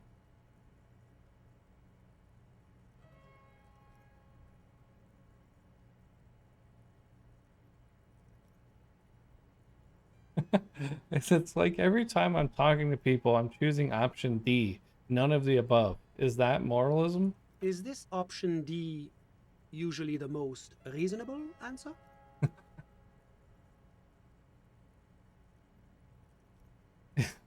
Yes, everything else is super extreme, like I'm living with a bunch of lunatics. Sounds like you're a moralist indeed, my friend. Welcome. Moralism is all about compromise and achieving the achievable. It's pragmatic, realistic, and level-headed, an ideology for doers. Are you a doer, my friend? Now, enough of this delightful political interlude. Was there anything else you wanted to ask? Tell me about Sur la Clef. What's there to say? Sur-la-Clé is a modern, urbanized country that measures very high on the human I development. didn't know what and language it freedom was index. even. Mostly, though, it's known as the executive heart of EPIS. Moreover, it is a great sponsor of less emerged countries. Revachol is only one of its many darlings whose progress it supports and cherishes. Darlings? That can't be an official designation. What makes Revachol Elysium's darling? Because a great percentage of Revachol's culture hails from Sur-la-Clé. Its language, its people, its cuisine even. Or at least in the downtown La Delta area. Jamrock and other parts of the international zone have been mercifully spared of Sur-la-Clé's love for meatballs and mashed potatoes. Man, meatballs and mashed potatoes sound good, though. Talk about something else. Whatever you wish, officer. You actually witnessed the lynching? I'm sorry to say I did, officer. This is the break we've been looking for. Easy, detective. No need to jump to conclusions. Is this because you did it, Mr. Villadroon? Because I did it? He's clearly not a man accustomed to being spoken to in that manner, let alone to being accused of murder. My apologies. I mean, what did you see? Officer, it's very difficult to describe what I saw that night. It was so surreal to me, like in a play. He holds out his hands and blossoms his fingers, like a drama teacher setting the scene. What do you mean, like in a play? It was just so strange. I could barely comprehend what was happening. I was on the balcony when it happened, getting some fresh air. I remember that first they came in, carrying what looked like a body. And then I saw all the surrounding windows go dead, one by one. That's when I understood. I should not be seeing this. Sounds like the victim was unconscious, or at least incapacitated. Yeah. Well done, detective. How many of them were there? I couldn't tell you exactly. Less than 10. Maybe 8? The lieutenant sends you a sharp look at the mention of that number. Were any of them huge, like 200 kilograms huge? That's a giant you're describing. No, they were all quite human, as far as I could tell. I went back inside. You went back inside? Were you able to see anything from inside? Officer, the yard was pitch black. There was nothing to see, but I could still hear their voices. They were threatening to kill that poor man. They men, women? All men, I presume. But again, I couldn't see very clearly. Ethnicity were they? I believe they were mostly white, though I believe I saw 2 Areopagites among them. And I am quite certain that one spoke with a Mesk accent. Well, that's the strangest part, officer. Nothing happened. It was oddly quiet for a public lynching. I mean, nothing happened. Eventually, their shouts died down, and that was all. There were no gunshots, no celebratory shouts, no anything. Didn't you call the RCM? You're right, of course. That is what one is supposed to do in such circumstances. I was simply in shock.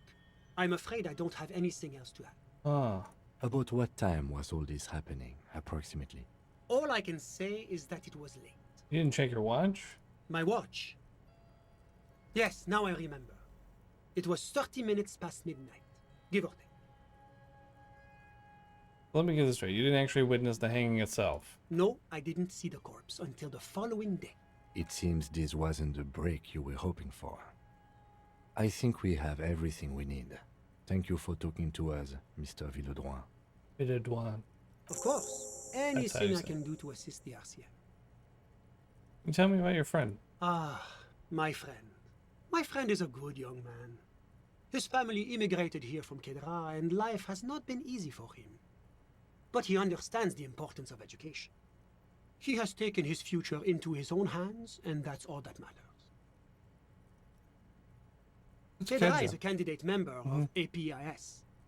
But, between you and me, their potential membership is a more contentious issue. What does that mean? That it's never going to happen. They entered negotiations in 21, and it's been pending ever since. What's this EPIS thing? EPIS is a very special program developed by the Moral Intern to support certain Occidental nations. It began as a unified system of weights and measures, which proved to be a wild success. Nothing but kilograms and centimeters as far as the eye can see. God, yes. Sweet standardization. The backbone of rationality and commerce. It was such a wild success that we expanded it into an economic union for the processing of steel. Another success. And between you and me, the moral intern feels emboldened by this success. Emboldened to take EPIS to the next level. On the next level. A supranational political alliance. The United States of Occident. Is it going to be like this place here? You mean Revachol? No, it's going to have transparent democracy. Revachol going to be part of it? It's one day going to be a candidate member of EPIS, sure. Except that candidate members never become full members, do they? Didn't you say candidate members never become real members? No. Candidate members do become members. Why do we even have the whole system in place if they don't? It just takes time. So what happened to and evaluation. Pedro? But we were talking about my friend here, not politics. How'd you two even become friends? How did any of us become friends?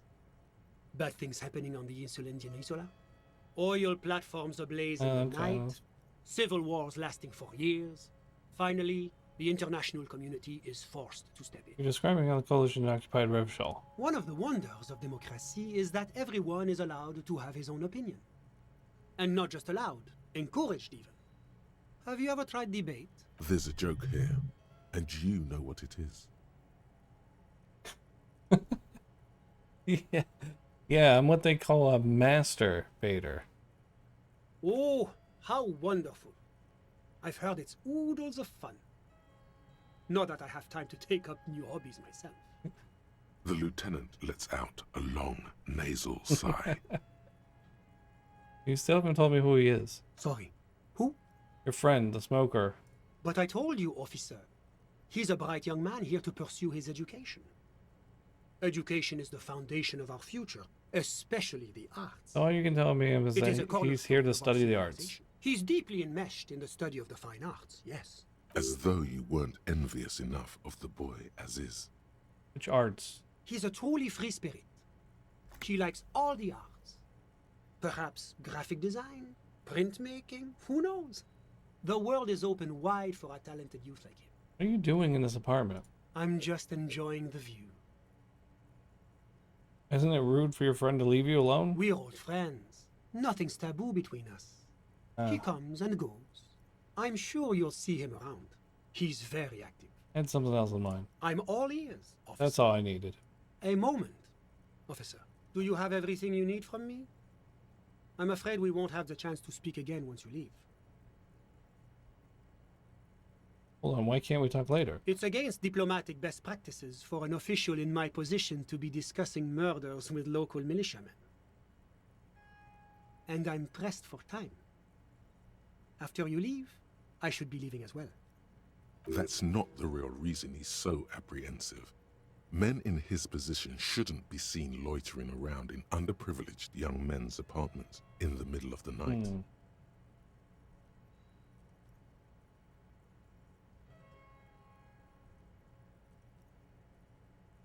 Do I have anything else I could even ask him? Expended every dialogue option, Sure. I believe. Go ahead. It's a... Was there anything else? Yeah, I think that's all I have. Of course. I'm sorry I couldn't be the break you were looking for.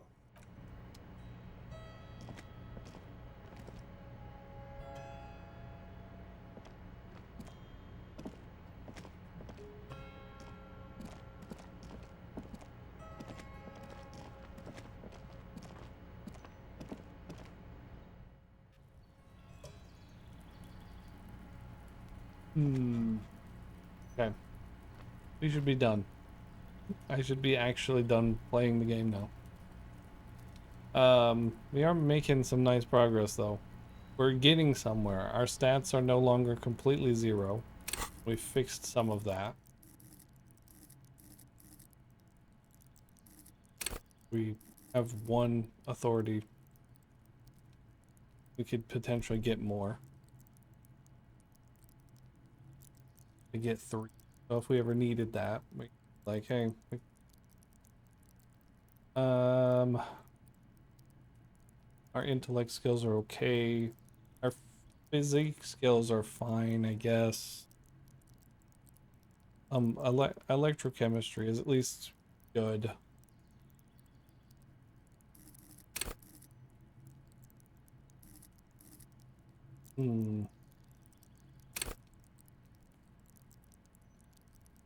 Exposure would be nice. Interfacing would be nice. Hand-eye coordination. I feel like these would be really good. More perception is always, you know, gonna be really nice. I very much enjoyed perception and reaction speed.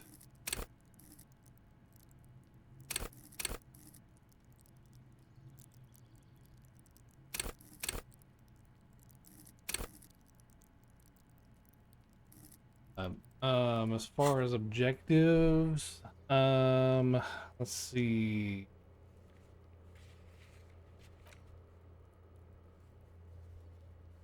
Yeah, we could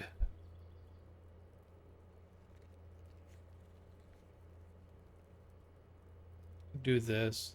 We've kind of done a lot of stuff. We talked to Union boss, so I think we can kind of get Titus. We'll probably talk to Titus next. Maybe we can still do that in this, like, you know, Tuesday. Major objective, finding speed and sniffing it. A fantastic major objective that we need to do. I'm surprised it's taken so long. Running the numbers on the victim's armor will come back tomorrow.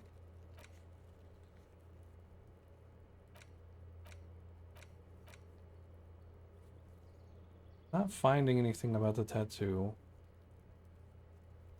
I think Joyce will know about that, but I need to have my badge for.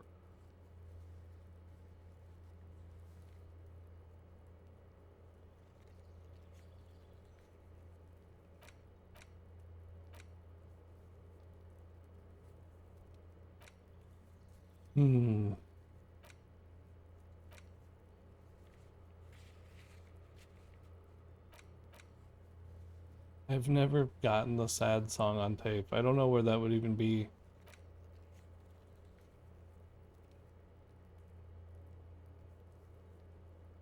They call reporting a crime.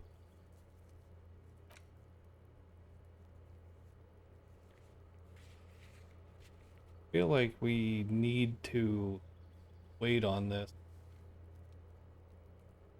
But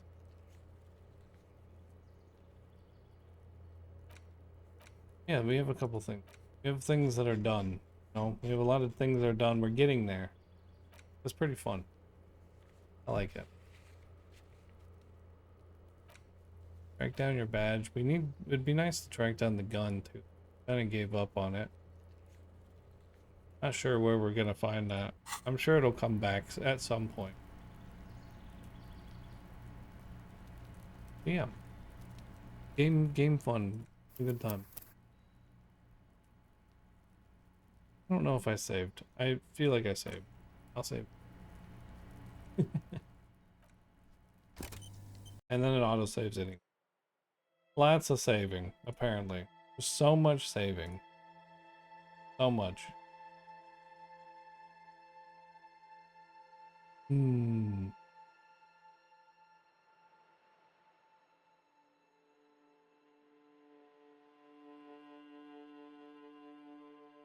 I don't know what's happening.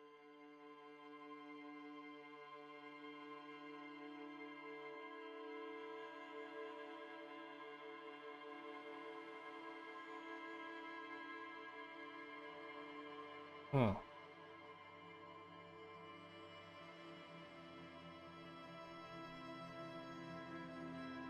I think we'll raid somebody who also might be playing a puzzle game, something like that.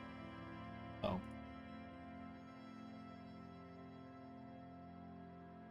A point and click of some kind, you know. Follow the train of point and click logic, you know. Good stuff. Yeah. This was fun. I like playing this game. I like playing this. You know. I think it's cool. Oh, I'm gonna play this more. I don't know if we'll play it tomorrow. I might. But, you never know. And then maybe Luna stuff. Or, Luna, Dan, you know, maybe other people, we do stuff over the weekend. Maybe. We'll see. I'm gonna read Gain Doofus. Gain Doofus is playing a point and click, it looks like. Oh. Saturday can work. I thought you were saying Saturday can't work. I was like, what? How dare you? Yeah. I like that we're making progress in this game. It's very slow. I think the progress we make in this game will go faster as we go on. Like, I think day 2 has already been faster than day 1. I think it will just continuously speed up. Because as we make more progress, we'll just have more people to talk to about more important things and skip through more and more time. More checks to try, and then we'll eventually just get there. We'll just be like, this is it, we've done it. But yeah, I appreciate y'all being here. Thanks for being here and spending time with me. It was fun. I had fun, at least. I hope that you did. And I'll be back in a day or two. Yeah.